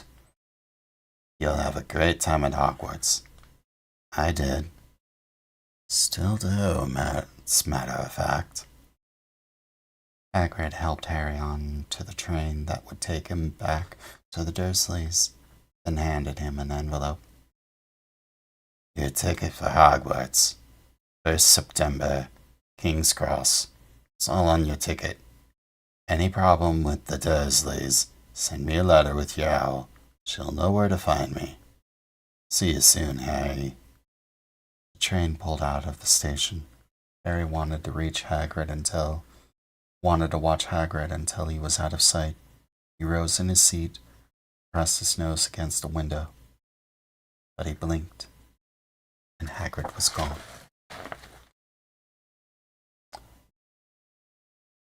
I never did turn off the reading chat.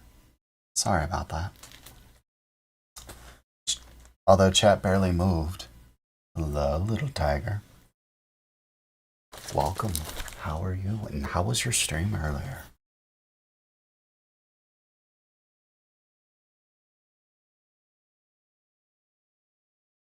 Although I saw what it was, I can't for the life of me remember what it was. I saw you were here yesterday, too. I tried to say hi. I tried to wave, but, like, I can't stop narrating. When I'm in the middle of a chapter, I can read. Or, I can't stop in the middle of a chapter. I could stop at the end. I could stop right now. But, I can't worry about that. Like, I just can't stop in the middle of a narration. The narration has to happen in a certain way. Hey, congratulations. I'm very happy you got 6 raids.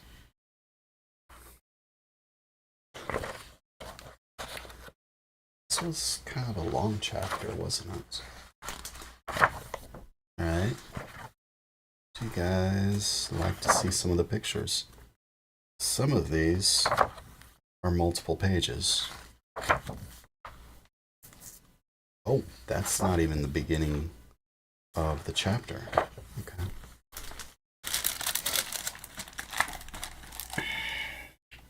That was Hagrid sleeping on the couch in the house on the rock in the middle of the sea when the newspaper came.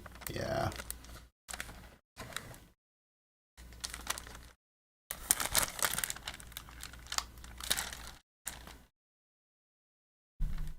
That was Hagrid and Harry in the little boat on their way back from the island. Hagrid using a little magic to make the boat go along.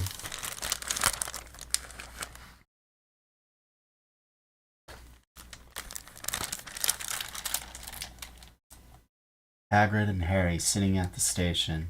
Hagrid standing out like a sore thumb despite sitting down, dwarfing everyone. It does. It's not as small as it looks. Give me a sec, I'll explain. I assume that this is the,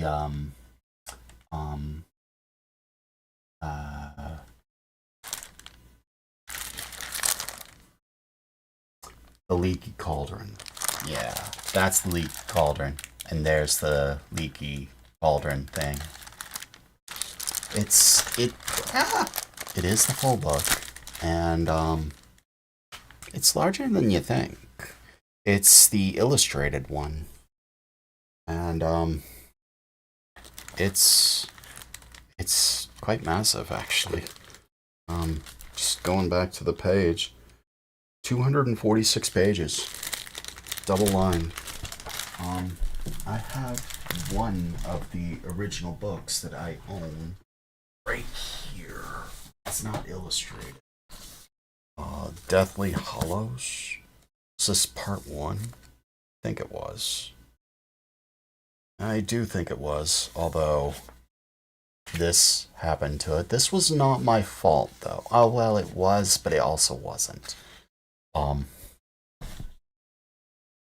You see, I can't do this to a book. I actually can't. This was Mice. Mice ate this book. This book is like 600 and actually I think it's more like 700. Yeah, 700 ish, but it's single filed, so it's like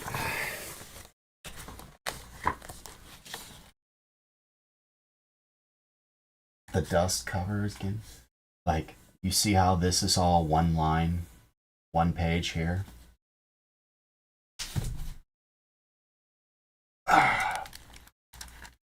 Here you got two. So they made a little bit of sacrifice, but at the same time,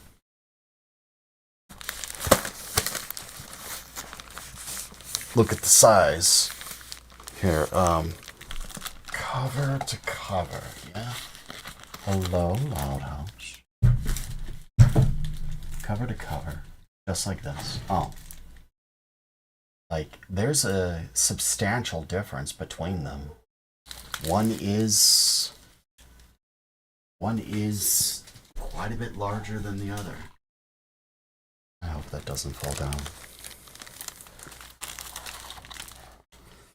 Whew. Wow, it's warmer than I thought.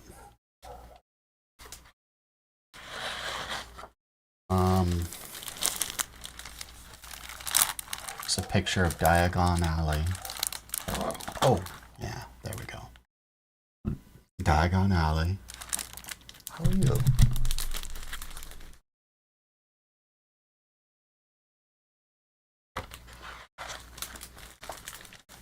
Yet another picture of Diagon Alley.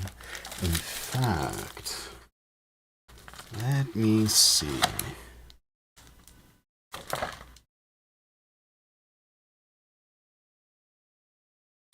I'm looking at the sides of the pictures, trying to measure.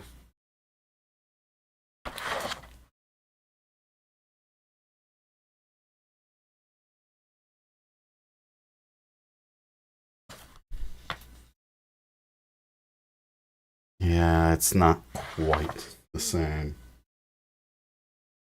It is what it is. You looked it up on Amazon. Why is the heart?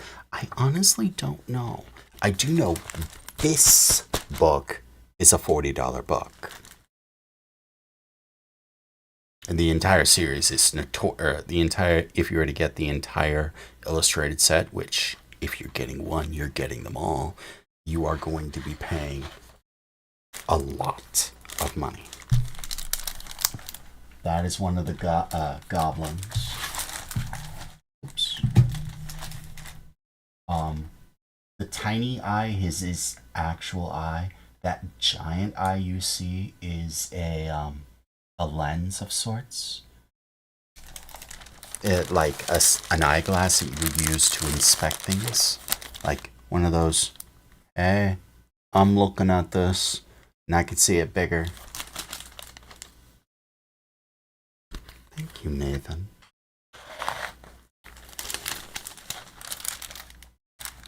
There's Rich Boy. Get a good look at him. He's the little pompous little butthole that needs to have a couple of pies thrown at his face, you know? Yeah, like a jewel. Actually, that's exactly what it is.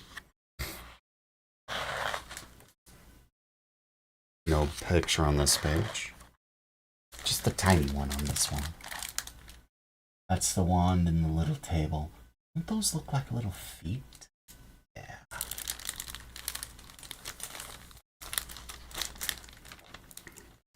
So, I saw that this book was on sale for $20. Not necessarily $40. I can't believe I sliced my fingers earlier. It hurts. There's no picture on this page. And that was it. That was it. Whew, it's warm.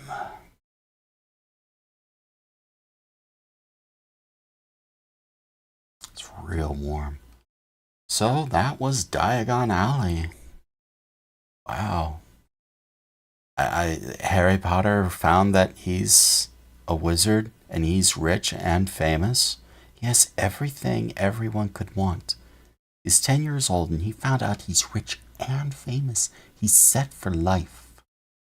And yet he's got to go to school.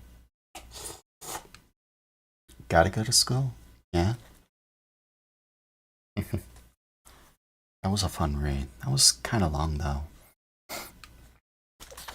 Let's get a drink of water before I continue, yeah?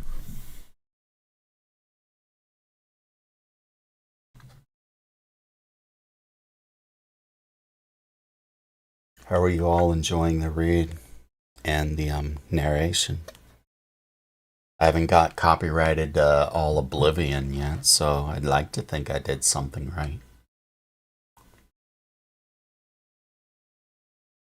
Like, am I doing it justice? Am I messing up my voices? Should I just stop everything entirely? It's just a thought. I'm not gonna stop, but it's like I enjoy doing it.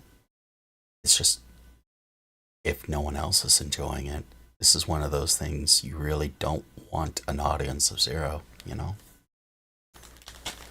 But I digress. I shouldn't worry about that. You got a book to read, yes?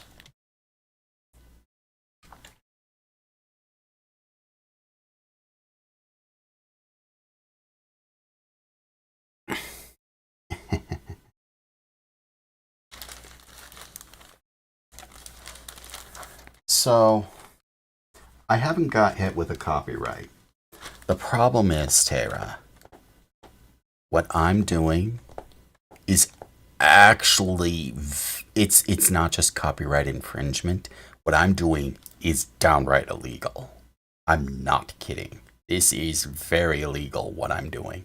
I'm taking a copyrighted material and showing it on stream. This is highly illegal. Like they not necessarily prison worthy, but I could easily get a strike for doing this. I don't really care though. I may end up having to delete VODs though. So anyways, let's get to the next chapter. Chapter 6, yes? 2 hours already. Oh. Alright. Let's begin. Chapters. Go. Chapter 6. The journey from platform 9 3/4. Harry's last month with the Dursleys wasn't fun.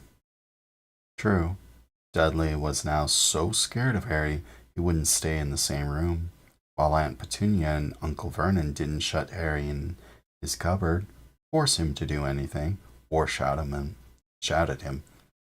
In fact, they didn't speak to him at all. Half terrified, half furious, they acted as though any chair with Harry in it was empty. Although this was an improvement in many ways, it did become a bit depressing after a while.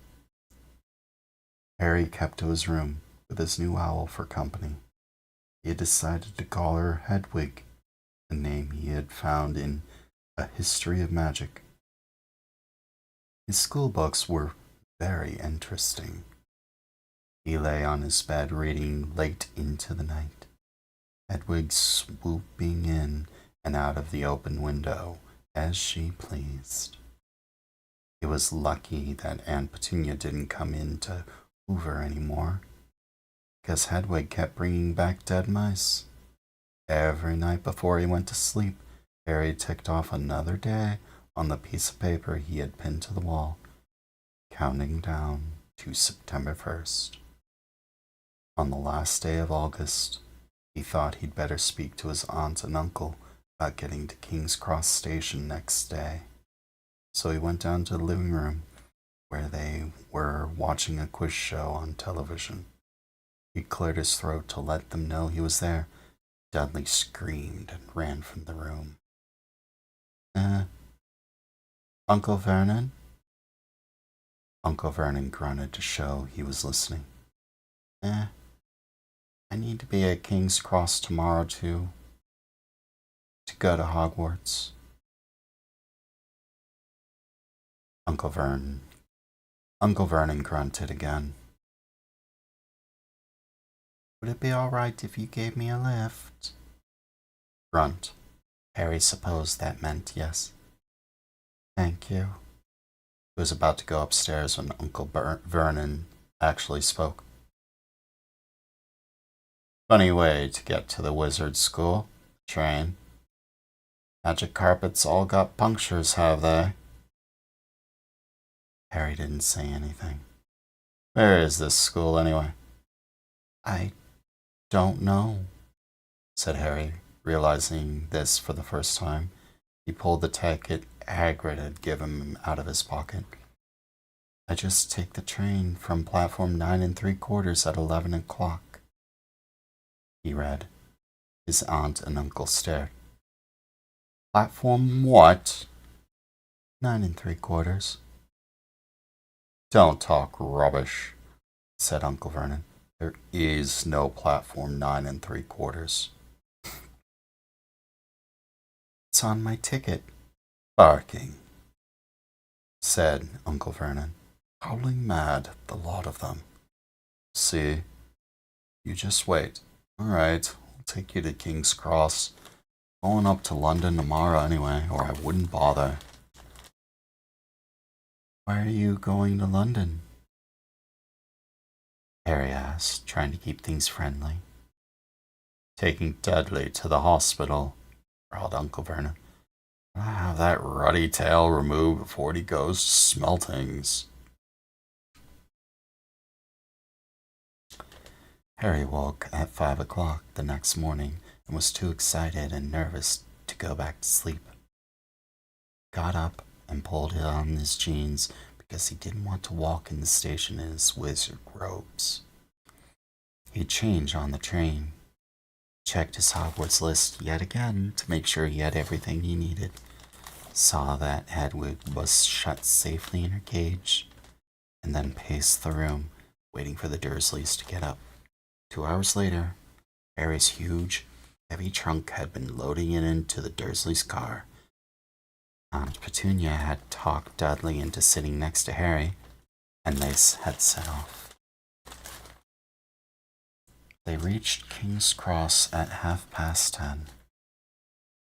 Uncle Vernon dumped Harry's trunk onto a trolley and wheeled it into the station for him. Harry thought this was strangely kind until Uncle Vernon stopped dead, facing the platforms with a nasty grin on his face. Well, there you are, boy. Platform 9, platform 10. Your platform should be somewhere in the middle, but they don't seem to have built it there yet, do they? He was quite right, of course. There was a big plastic number 9 over on one platform, and a big plastic number 10 over the one next to it. And in the middle, nothing at all. Have a good term, said Uncle Vernon with an even nastier smile. He left without another word. Harry turned and saw the Dursleys drive away. All 3 of them were laughing. Harry's mouth went rather dry. What on earth was he going to do? He was starting to attract a lot of funny looks because of Hedwig. He'd have to ask someone. He stopped a passing guard, but didn't dare mention platform 9 3/4. The guard had never heard of Hogwarts, and when Harry couldn't tell him what part of the country it was in, he started to get annoyed, as though Harry was being stupid on purpose. Getting desperate, Harry asked for the train that left at 11 o'clock, but the guard said there wasn't one. In the end, the guard strode away, muttering about time wasters. Harry was now trying hard not to panic. According to the large clock on the arrivals board, he had 10 minutes left to get on the train to Hogwarts, and he had no idea how to do it. He was stranded in the middle of a station with a trunk he could hardly lift, and a pocket full of wizard money, and a large owl. Hagrid must have forgotten to tell him something he had to do, like tapping the 3rd brick on the left to get into Diagon Alley. He wondered if he should get out his wand and start tapping the ticket box between the platforms 9 and 10. At that moment, a group of people passed just behind him and he caught a few words of what they were saying. Packed with muggles, of course. Harry swung around. The speaker was a plump woman talking to 4 boys, all with flaming red hair. Each of them was pushing a trunk like Harry's in front of him. Each of them was pushing a trunk like Harry's in front of him, and they had an owl. Bart hammering, Harry pushed the trolley after them. They stopped, and so did he, just near enough to hear what they were saying. Now, what's the platform number? Said the boy's mother. 9 3/4, piped a small girl, also red-headed, who was holding her hand. I can't go. You're not old enough, Guinea. Now be quiet. All right, Percy, you first. What looked like the oldest boy marched toward platforms 9 and 10. Harry watched, careful not to blink in case he missed it.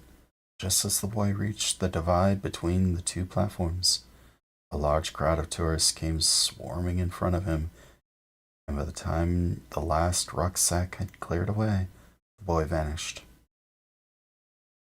Fred, you next, the plump woman said.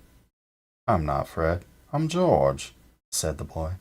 Honestly, woman, call yourself our mother. Can't you tell I'm George?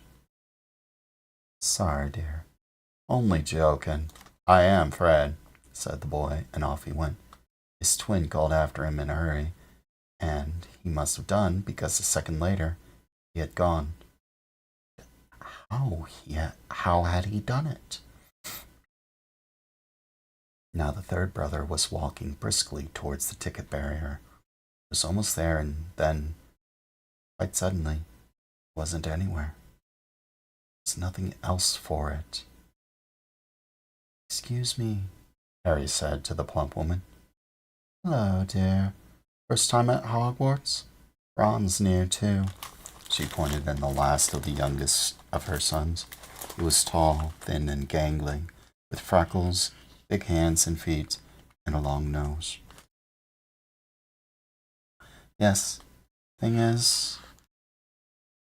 thing is, I don't know how to get on the platform, she said kindly, and Harry nodded. Not to worry. All you have to do is walk straight at the barrier between platforms 9 and 10. Don't stop, and don't be scared you'll crash into it. That's very important. Best to do it at a bit of a run if you're nervous. Go on. Go now before Ron. Okay, said Harry. He pushed his trolley round and stared at the barrier.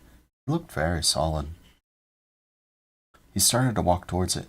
People jostled him on their way to the platforms 9 and 10. Harry walked more quickly. He was going to smash right into that ticket box, and then he'd be in trouble. Leaning forward on his trolley, he broke into a heavy run. Harry was coming nearer and nearer. He wouldn't be able to stop. The trolley was out of control. He was a foot away. He closed himself ready for the crash. It didn't come. He kept on running. He opened his eyes. A scarlet steam engine was waiting next to the platform, packed with people. A sign overhead said Hogwarts Express, 11 o'clock.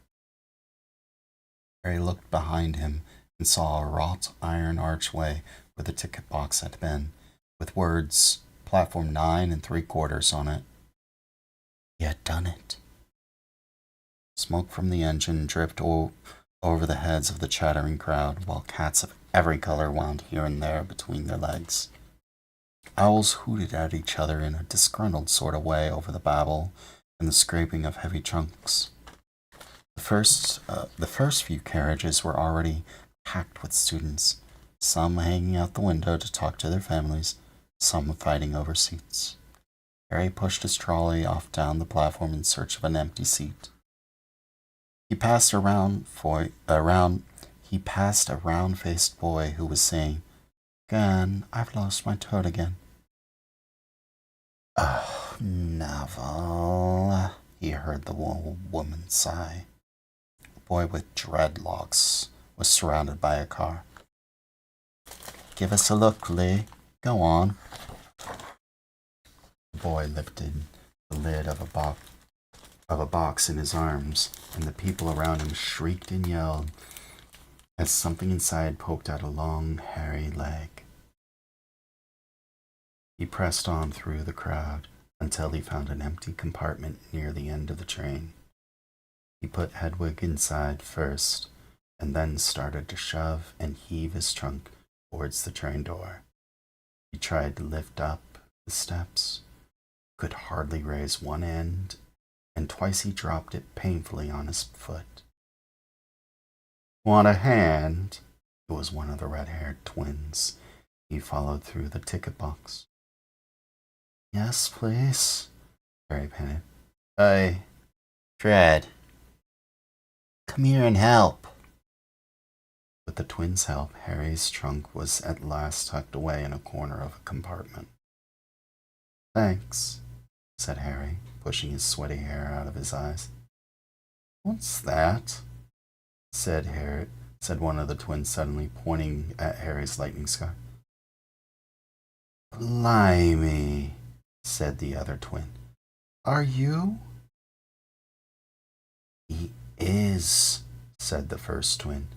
"Aren't you?" He added to Harry. "What?"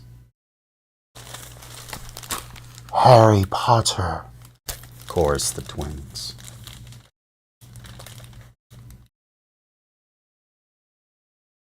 "Oh, him. Yes, I am." The two boys gawped at him, and Harry felt himself going red. Then, to his relief, a voice floating in from through the train's open door. "Fred, George, are you there?" "Fred, George, are you there?" "Coming, Mom." With a last look at Harry, the twins hopped on the train. Harry sat down next to the window where, half hidden, he could watch the red-haired family on the platform and hear what they were saying. Their mother had just taken out her handkerchief. "Ron, you've got something on your nose." The youngest boy tried to jerk out of the way, but she grabbed him and began rubbing the end of his nose.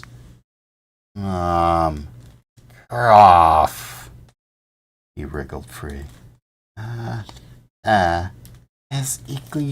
Has Ickelrong got something on his nosy?" said one of the twins. "Shut up." "Where's Percy?" said their mother. "He's coming now." The oldest boy came striding into sight. He had already changed into his billowing black Hogwarts robes, and Harry noticed a shiny red and gold badge on his chest with the letter P on it. "Can't stay long, Mother," he said. "I'm up front. The prefects have got 2 compartments to themselves." "Oh, are you a prefect, Percy?" said one of the twins.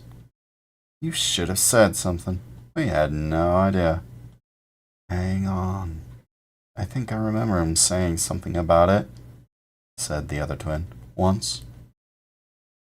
Or twice. A minute. All summer." "Oh, shut up," said Percy the prefect. "How come Percy gets any robes anyway?" said one of the twins. Because he's a prefect," said their mother fondly. "All right, dear. Well, have a good term. Send me an owl when you get there." She kissed Percy on the cheek, and he left. Then she turned to the twins. "Now, you two, this year, you behave yourselves. If I get one more owl telling me you've blown up a toilet or blown up a toilet? We've never blown up a toilet. Great idea, though. Thanks, Mom. It's not funny. And look after Ron. Don't worry. Eagle Rannikins is safe with us. Shut up, said Ron again. He was almost as tall as the twins already, and his nose was still pink when his mother had rubbed it. Hey, Mom, guess who we met on the train? Harry leant back quickly so they couldn't see him looking. You know that black-haired boy who was near us in the station? Know who he is? Who? Harry Potter. Harry heard the little girl's voice. Oh, Mom, can I go on the train and see him? Mom? Oh, please. You've already seen him, Guinea, and the poor boy isn't something you goggle at in a zoo. Is he really, Fred? How do you know? Asked him. Saw a scar. It's really there. Like lightning. Poor dear. No wonder he was alone, I wondered. He was ever so polite when he asked how to get on the platform. Never mind that. You think he remembers what you-know-who looks like? Their mother suddenly became very stern. I forbid you to ask him, Fred. No, don't you dare. As though he needs reminding of that on his first day of school. All right, keep your hair on. A whistle sounded. Hurry up, their mother said, and the three boys clambered on to the train. They leant out of the window for her to kiss them goodbye, and the younger sister began to cry. Don't, Ginny. We'll send you loads of owls. We'll send you a Hogwarts toilet seat. George! Only joking, Mum. The train began to move. Harry saw the boy's mother waving, and their sister, half laughing, half crying, running to keep up with the train until it gathered too much speed. Then she fell back and waved. Harry watched the girl and her mother disappear as the train rounded the corner.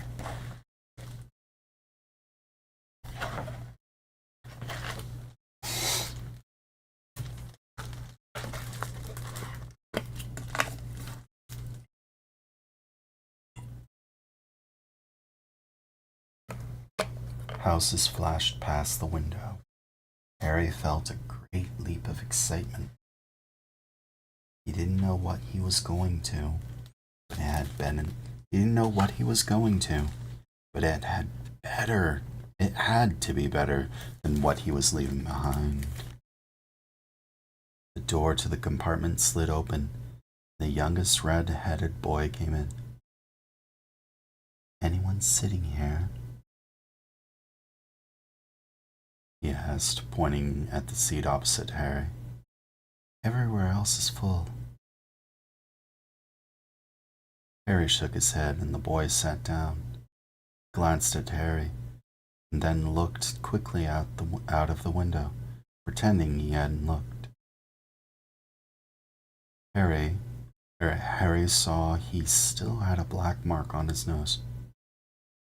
Hey, Ron. The twins were back. Listen, we're going down the middle of the train. Jordan's got a giant tarantula down there. Right. Harry, said the other twin, could we introduce ourselves? Fred and George Weasley. And this is Ron, my brother. See you later, then. Bye, said Harry and Ron. The twins slid the compartment door shut behind them. Are you really Harry Potter? Ron blurted out. Harry nodded. Oh, well, I thought it might be one of Fred and George's jokes, said Ron. And have you really got, you know? He pointed at Harry's forehead. Harry pulled back his fringe to show the lightning scar. Ron stared. So that's where you know who? Yes, said Harry. I can't remember it. Nothing? Said Ron eagerly. Well, I remember a lot of green light, but nothing else. Wow, said Ron. He sat and stared at Harry for a few moments. Then, as though he had suddenly realized what he was doing, he looked quickly out of the window again. Are you all famous wizards? Asked Harry, who found Ron just as interesting as Ron found him. Yes, I think so, said Ron. I think Mom's got a second cousin who's an accountant. We never talk about him. So you must know loads of magic already. The Weasleys were clearly one of those old wizarding families the pale boy in Diagon Alley had talked about. I heard you went to live with Muggles, said Ron. What are they like? Horrible. Well, not all of them. My aunt and uncle and cousin are, though. Wish I had 3 wizard brothers. 5, said Ron. For some reason, he wasn't looking gloomy. I'm the 6th in our family to go to Hogwarts. I could say I've got a lot to live up to. Bill and Charlie already left. Bill was the head boy, and Charlie was captain of Quidditch. Now Percy's a prefect. Fred and George mess around a lot. They still got really good marks, and everyone thinks they're really funny. Everyone expects me to do as well as the others. If I do, it's no big deal, because they did it first. You never get anything new either with 5 brothers.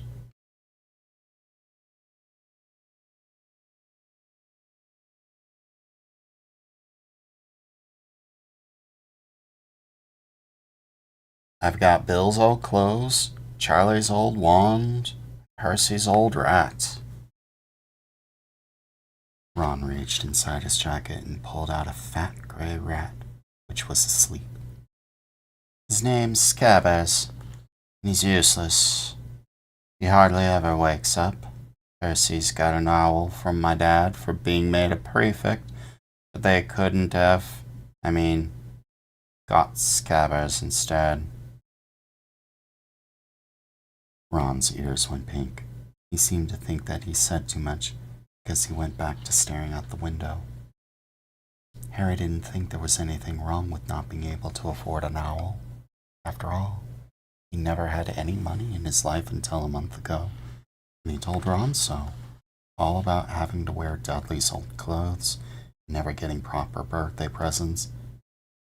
This seemed to cheer Ron up. And Hagrid told me. I didn't know anything about being a wizard, or about my parents, or Voldemort. Ron gasped. You said you know whose name? Said Ron, sounding both shocked and impressed. I'd have thought you, of all people. I'm not trying to be brave or anything, saying the name. Just never knew you shouldn't. See what I mean? I've got loads to learn, I bet. He added, voicing for the first time something that had been worrying him a lot lately. I bet I'm the worst in the class. You won't be. There's loads of people who come from Muggle families. They learn quick enough.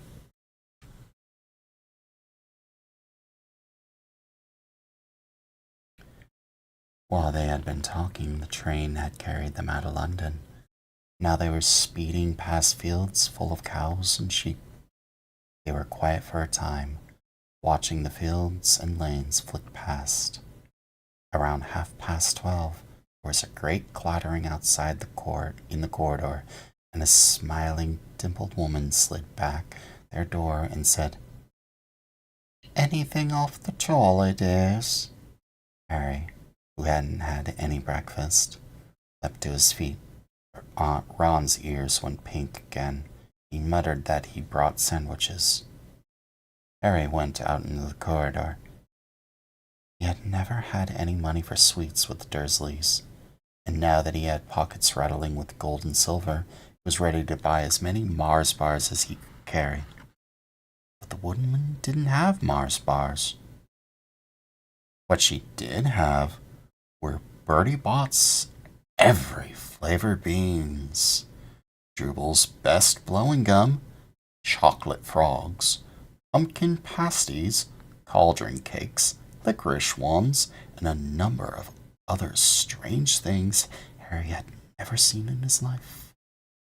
Not wanting to miss anything, he got some of everything and paid the woman 11 silver sickles and 7 bronze nuts.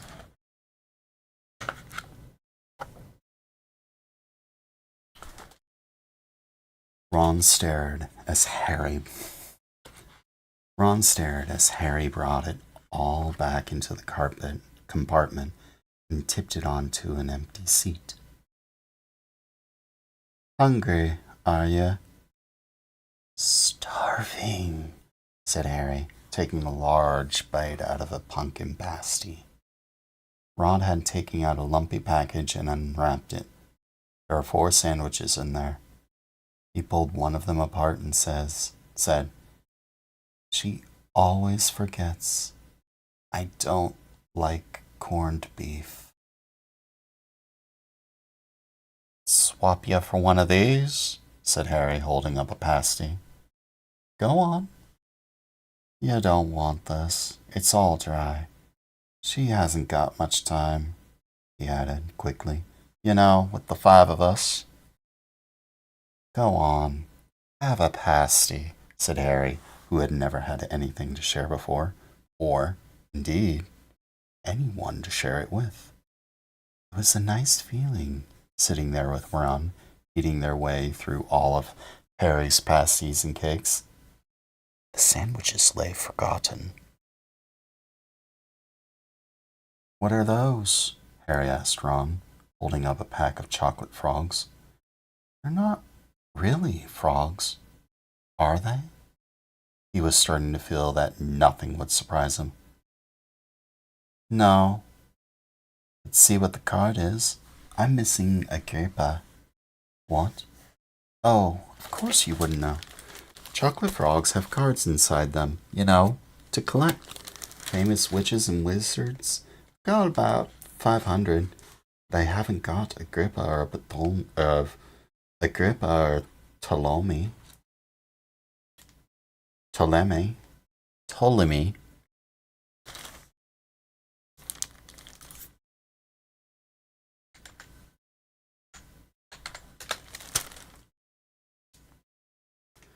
Harry unwrapped his chocolate frog, picked up the card. It showed a man's face. He wore half-moon glasses and had a long, crooked nose and flowing silver hair, beard and mustache.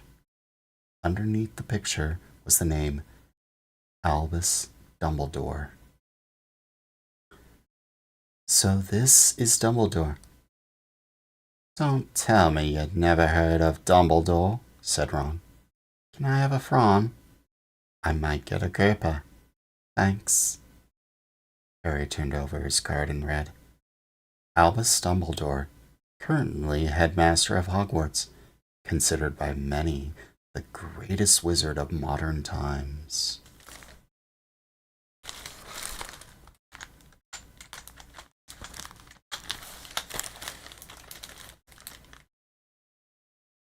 Professor Dumbledore is particularly famous for his defeat of the dark wizard Grindelwald in 1945.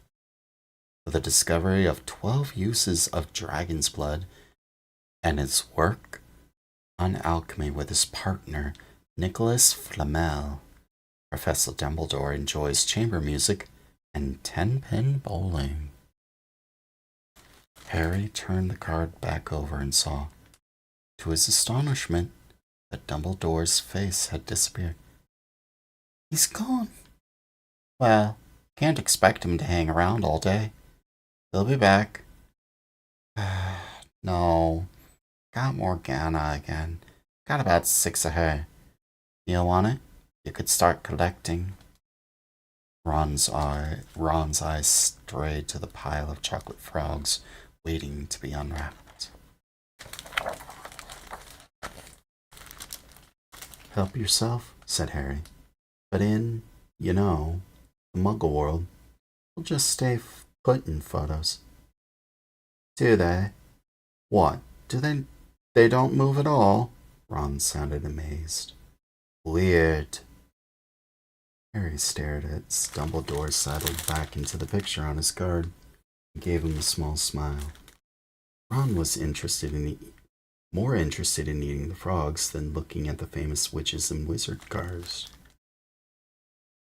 But Harry couldn't keep his eyes off of them.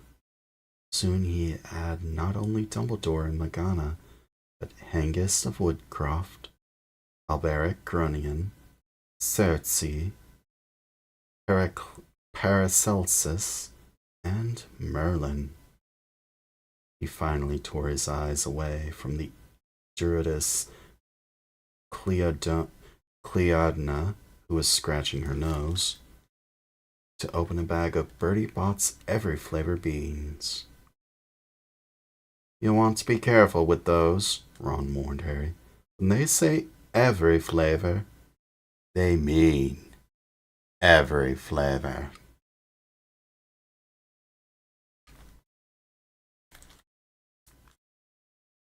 You get all the ordinary ones like chocolate and peppermint and marmalade. But then you can get spinach and liver and tripe. George reckons he had a boogie flavored one once. Ron picked up a green bean, looked at it carefully, and bit into the corner.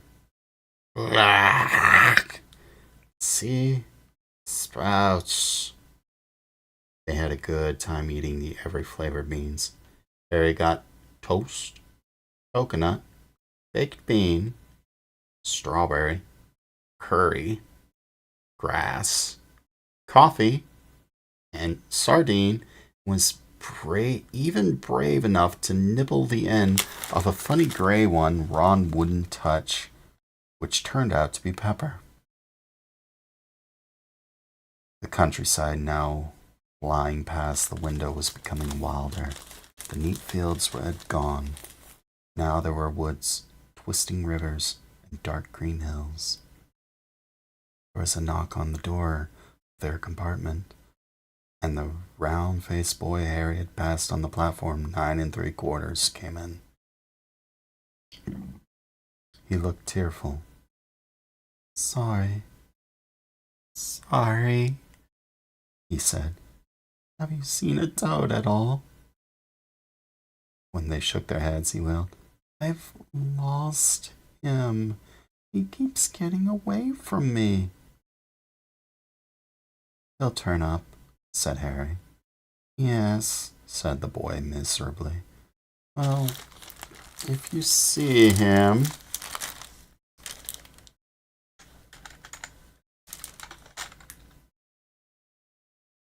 He left. Don't know why he's so bothered, said Ron. If I bought a toad, I'd lose it quick as I could, mind you. Mind you, I bought Scabbers, so I can't talk. The rat was still snoozing on Ron's lap. You might have died and you wouldn't know the difference, said Ron in disgust. I tried to turn him yellow yesterday to make him more interesting. The spell didn't work. I'll show you. Look. He rummaged around in his trunk and pulled out a very battered-looking wand. It was chipped in places, and something white was glinting at the end. Unicorn's hair, nearly poking out. Anyway... He had just raised his wand when the compartment doors slid open again. The toeless boy was back. This time, he had a girl with him. She was already wearing her new Hogwarts robe. Has anyone seen a toad? Neville's lost one, she said. She had a bossy sort of voice, a lot of bushy brown hair, and rather large front teeth. We've already lost him. We haven't seen it, said Ron, but the girl wasn't listening. She was looking at the wand in his hand. Oh, are you doing magic? Let's see it then. She sat down. Ron looked taken aback. All right. He cleared his throat. Sunshine, daisies, buttermellow. Turn this stupid frat rat yellow. He waved his wand, but nothing happened. Scabbers stayed gray and fast asleep. Are you sure that's a real spell? Said the girl. Well, it's not a very good, is it? Tried a few simple spells just for practice. It's all worked for me. Nobody in my family's magic at all. It was such a surprise when I got my letter. But I was ever so pleased, of course. I mean, it's the very best school of witchcraft there is, I've heard. I've learned all our set books off by heart, of course. I just hope it'll be enough. I'm Hermione Granger, by the way. Who are you? She said all of this very fast. Harry looked at Ron and was relieved to see by his stunned face that he hadn't learned all the set books off by heart either. I'm Ron Weasley, Ron muttered. Harry Potter, said Harry. Are you really? Said Hermione. I know all about you, of course. I've got a few extra books for background reading, and you're in modern magical history and the rise and fall of dark arts and the great wizarding events of the 20th century. Am I? Said Harry, feeling dazed. Goodness, didn't you know? I'd have found out everything I could if it was me, said Hermione. Do either of you know what house you'll be in? I've been asking all around. And I hope I'm in Gryffindor. It sounds by far the best. Herr Dumbledore himself was one, but I suppose Ravenclaw wouldn't be too bad. Anyway, better go look for Neville's toad. You two had better change, you know. I expect we'll be there soon. And she left, taking the toadless boy with her. Whatever house I'm in, I hope she's not in it, said Ron. He threw his wand back into his trunk. Stupid spell. George gave it to me. He knew it was a dud. What house are your brothers in? Asked Harry. Gryffindor, said Ron. Gloom seemed to be settling in on him again. Mom and Dad were in it too. I don't know what they'll say if I'm not. I don't suppose Ravenclaw would be too bad. Imagine if they put me in Slytherin. That's the house full. You know who was in. Yeah, said Ron. He flopped back into his seat, looking depressed. You know, I think the ends of Scabbers' whiskers are a bit lighter, he said, Harry. You know, I think the ends of Scabbers' whiskers are a bit lighter, said Harry, trying to take Ron's mind off houses. So what do your oldest brothers do now? They've left anyway. Harry was wondering what a wizard did once he finished school. Charlie's in Romania studying dragons, and Bill's in Africa doing something for Gringotts, said Ron. Did you hear about Gringotts? It's been all over the Daily Prophet. I don't suppose you get that with muggles. Someone tried to rob a high-security vault. Harry stared. Really? What happened to them? Nothing. That's why it's such big news. They haven't been caught. My dad says it must have been a powerful dark wizard to get round Gringotts. They don't think they took anything. That's what's odd. Of course, everyone gets scared when something like this happens in case you know who's behind it. Harry turned this news over in his mind. He was starting to get a prickle of fear every time you know who was mentioned. He supposed this was all part of entering the magical world. But it had been a lot more comfortable saying Voldemort without worrying. What's your Quidditch team? I don't know any, Harry confessed. What? Ron looked dumbfounded. Oh, you wait. It's the best game in the world. And he was off, explaining all about the 4 balls and the positions of the 7 players, describing famous games he's been to with his brothers and the broomstick he'd like to get if he had the money. It was just taking Harry through the finer points of the game when the compartment door slid open yet again, but it wasn't Neville, the toeless boy, or Hermione, the Granger this time. 3 boys entered, and Harry recognized the middle one at once. It was the pale boy from Madame Malkin's robe shop. He was looking at Harry with a lot more interest than he'd shown back in Diagon Alley. Is it true, he said. They're saying all down the train that Harry Potter's in this compartment. So it's you, isn't it? Is it?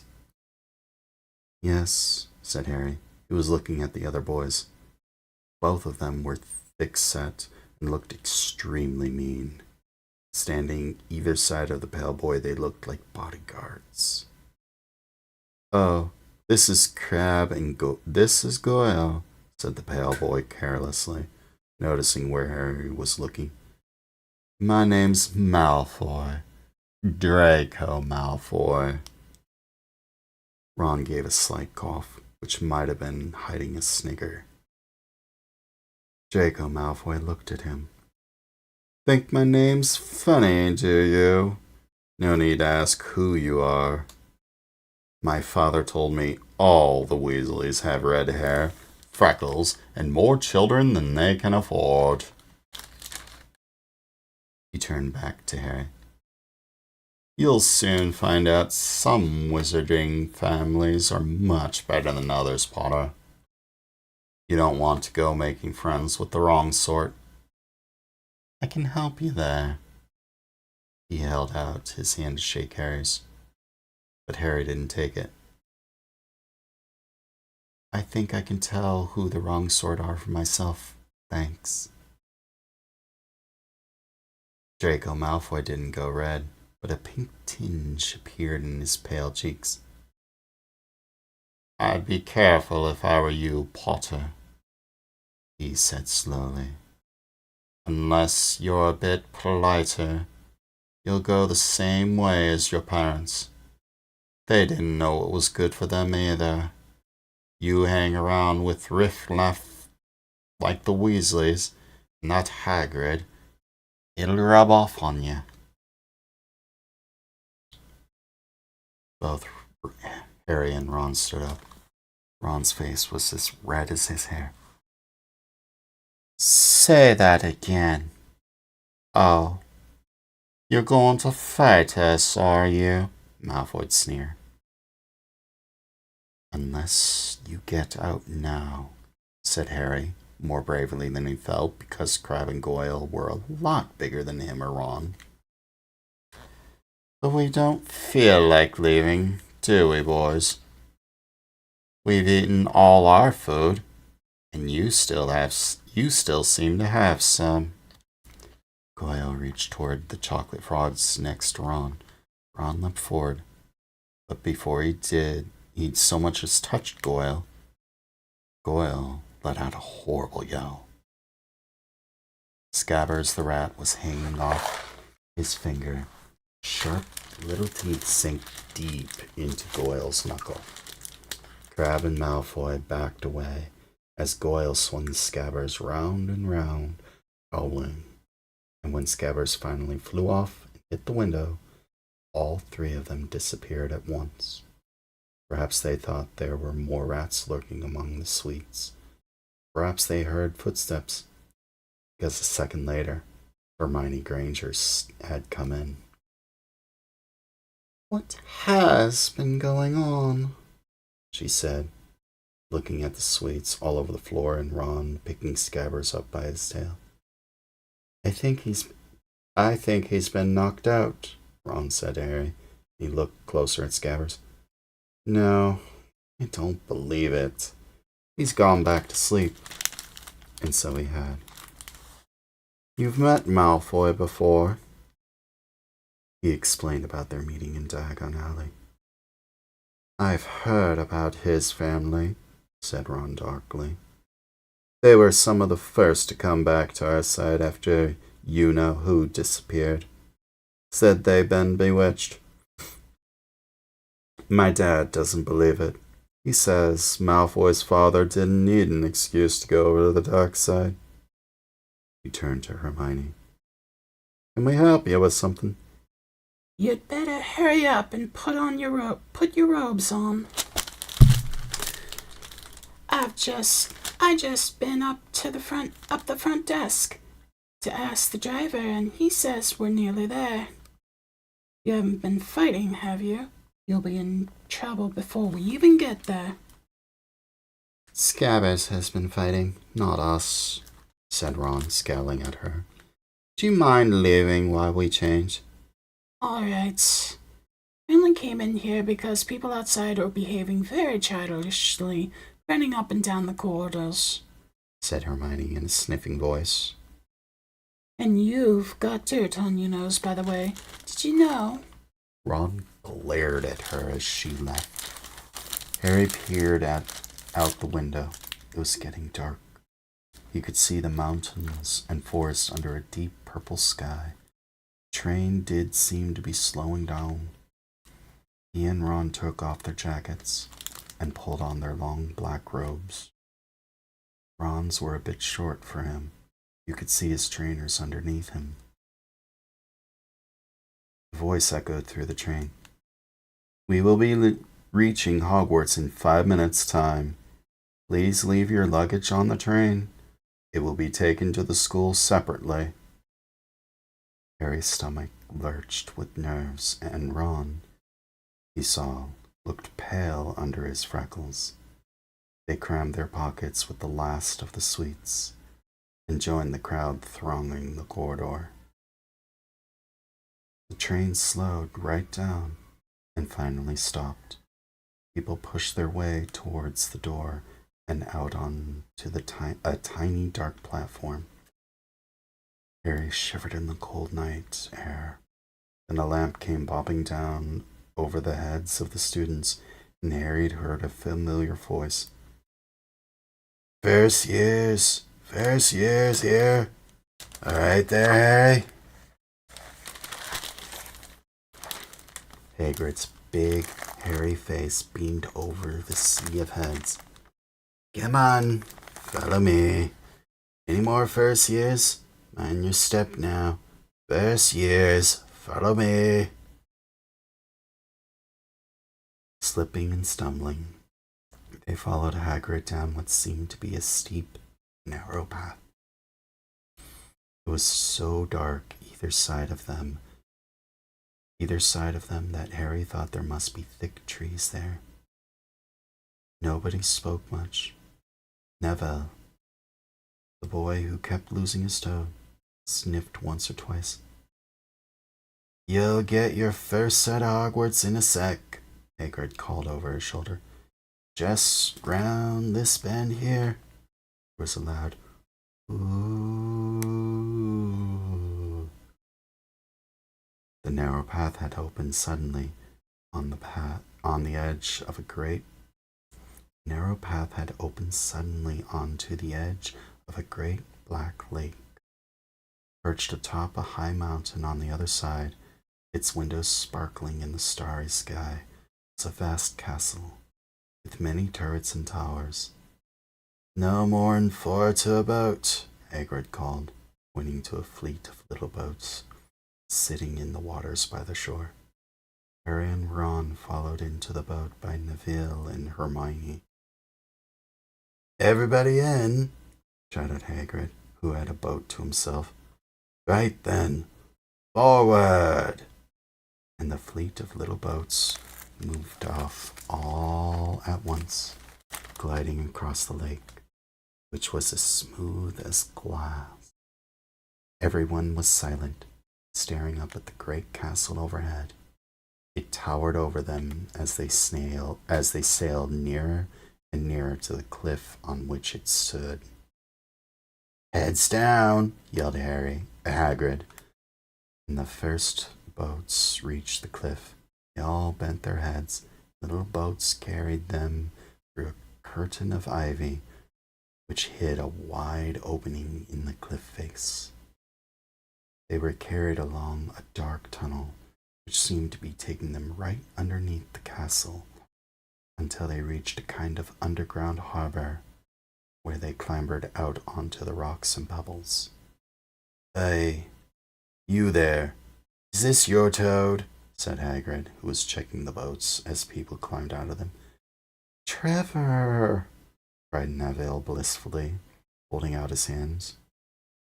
Then they clambered up a passageway in the rock after Hagrid's lamp, coming out at last onto smooth, damp grass right in the shadow of the castle. They walked up a flight of stone steps and crowded around the huge oak front door. "Everybody here? You there? Still got your toad?" Hagrid raised a gigantic fist, knocked 3 times on the castle door.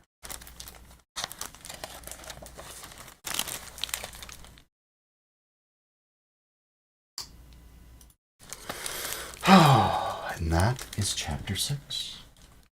Hello, Azzy. Goodbye, Azzy. Hello, little tiger, and goodbye, little tiger. I'm so sorry that I'm not able to read the chat while not able to read or address the chat while I'm doing a narration.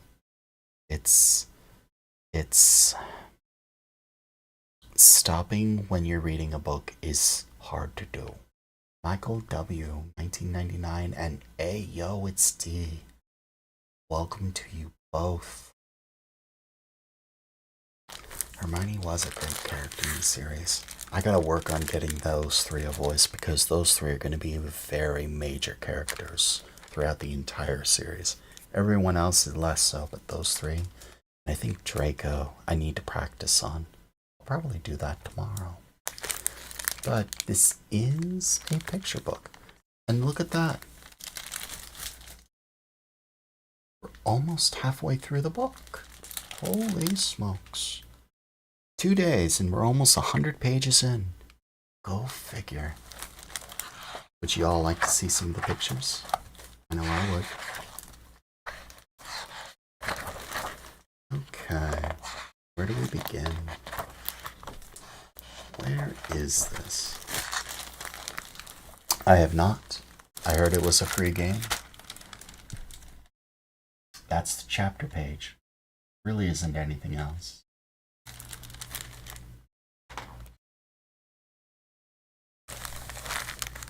Oh, I could probably do this, can't I? Now this is a picture. In fact, it's not just any picture.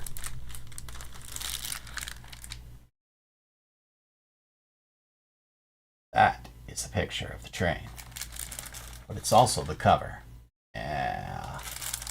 What an art. Yeah. I know. I did it injustice by calling it an art.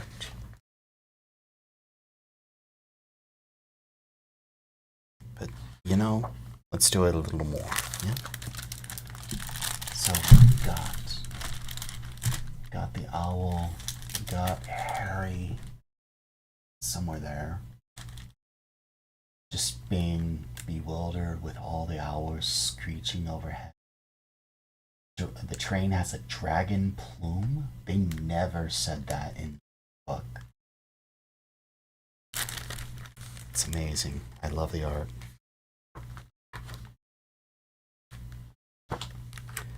This is the picture of Albus Dumbledore he got from the chocolate frog.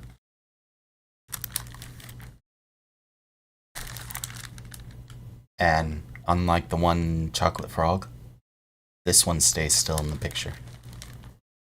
I don't know. I seem to be wrapped up in either reading Mario Maker or what's it called? A game called Valheim.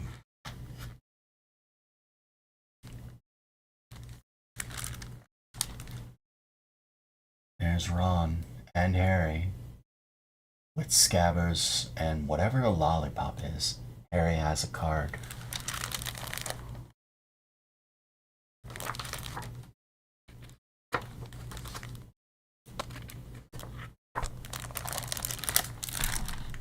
There's a picture of the castle. In the distance, hidden lightly by fog.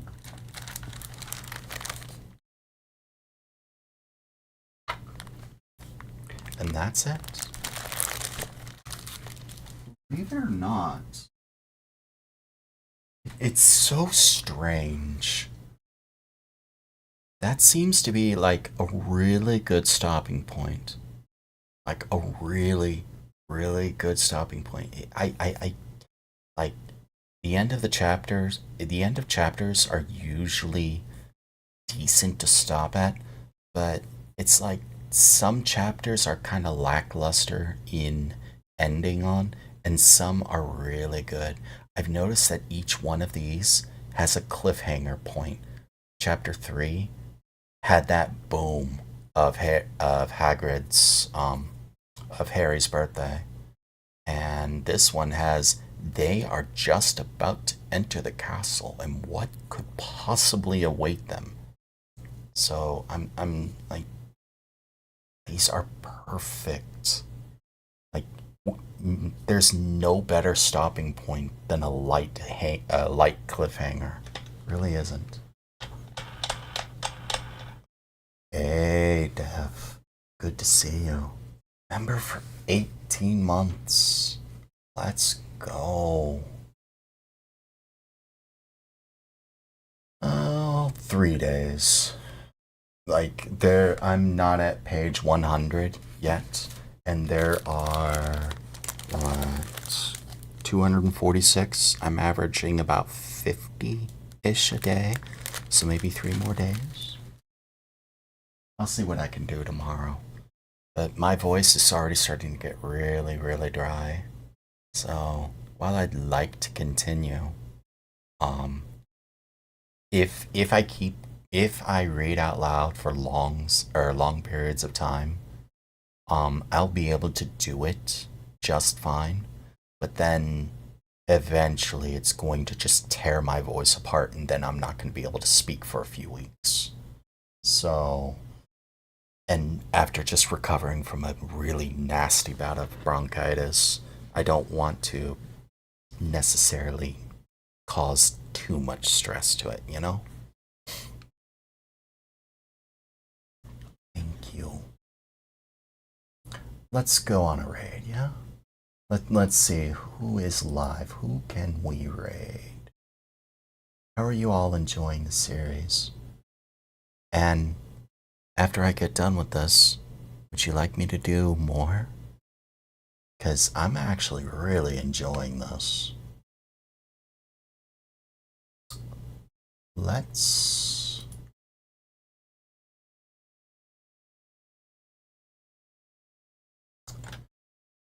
Oh, I could... Well, there's a lot of people I could raid. Lot of people.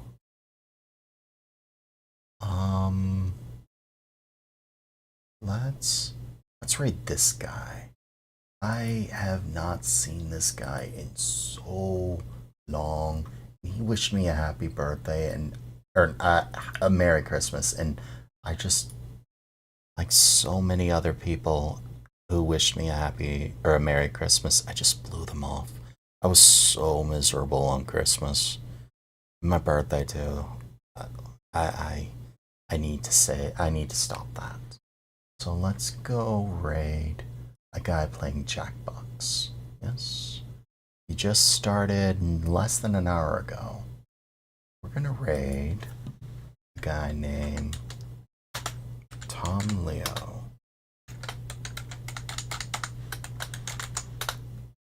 Shagawoo raid. Let's see if I can't find his link. Yes.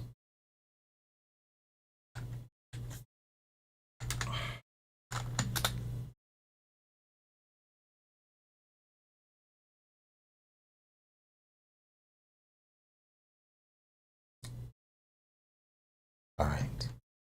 1, 2, 3. Thank you all for being here. And thank you for thank you for listening. Sincerely. I'll be back tomorrow at 7 p.m. Eastern. I'll see how long I can go. If I can go longer, I will. If not, I'll just shoot for 3 hours. Okay? Have a good night, everyone. Goodbye.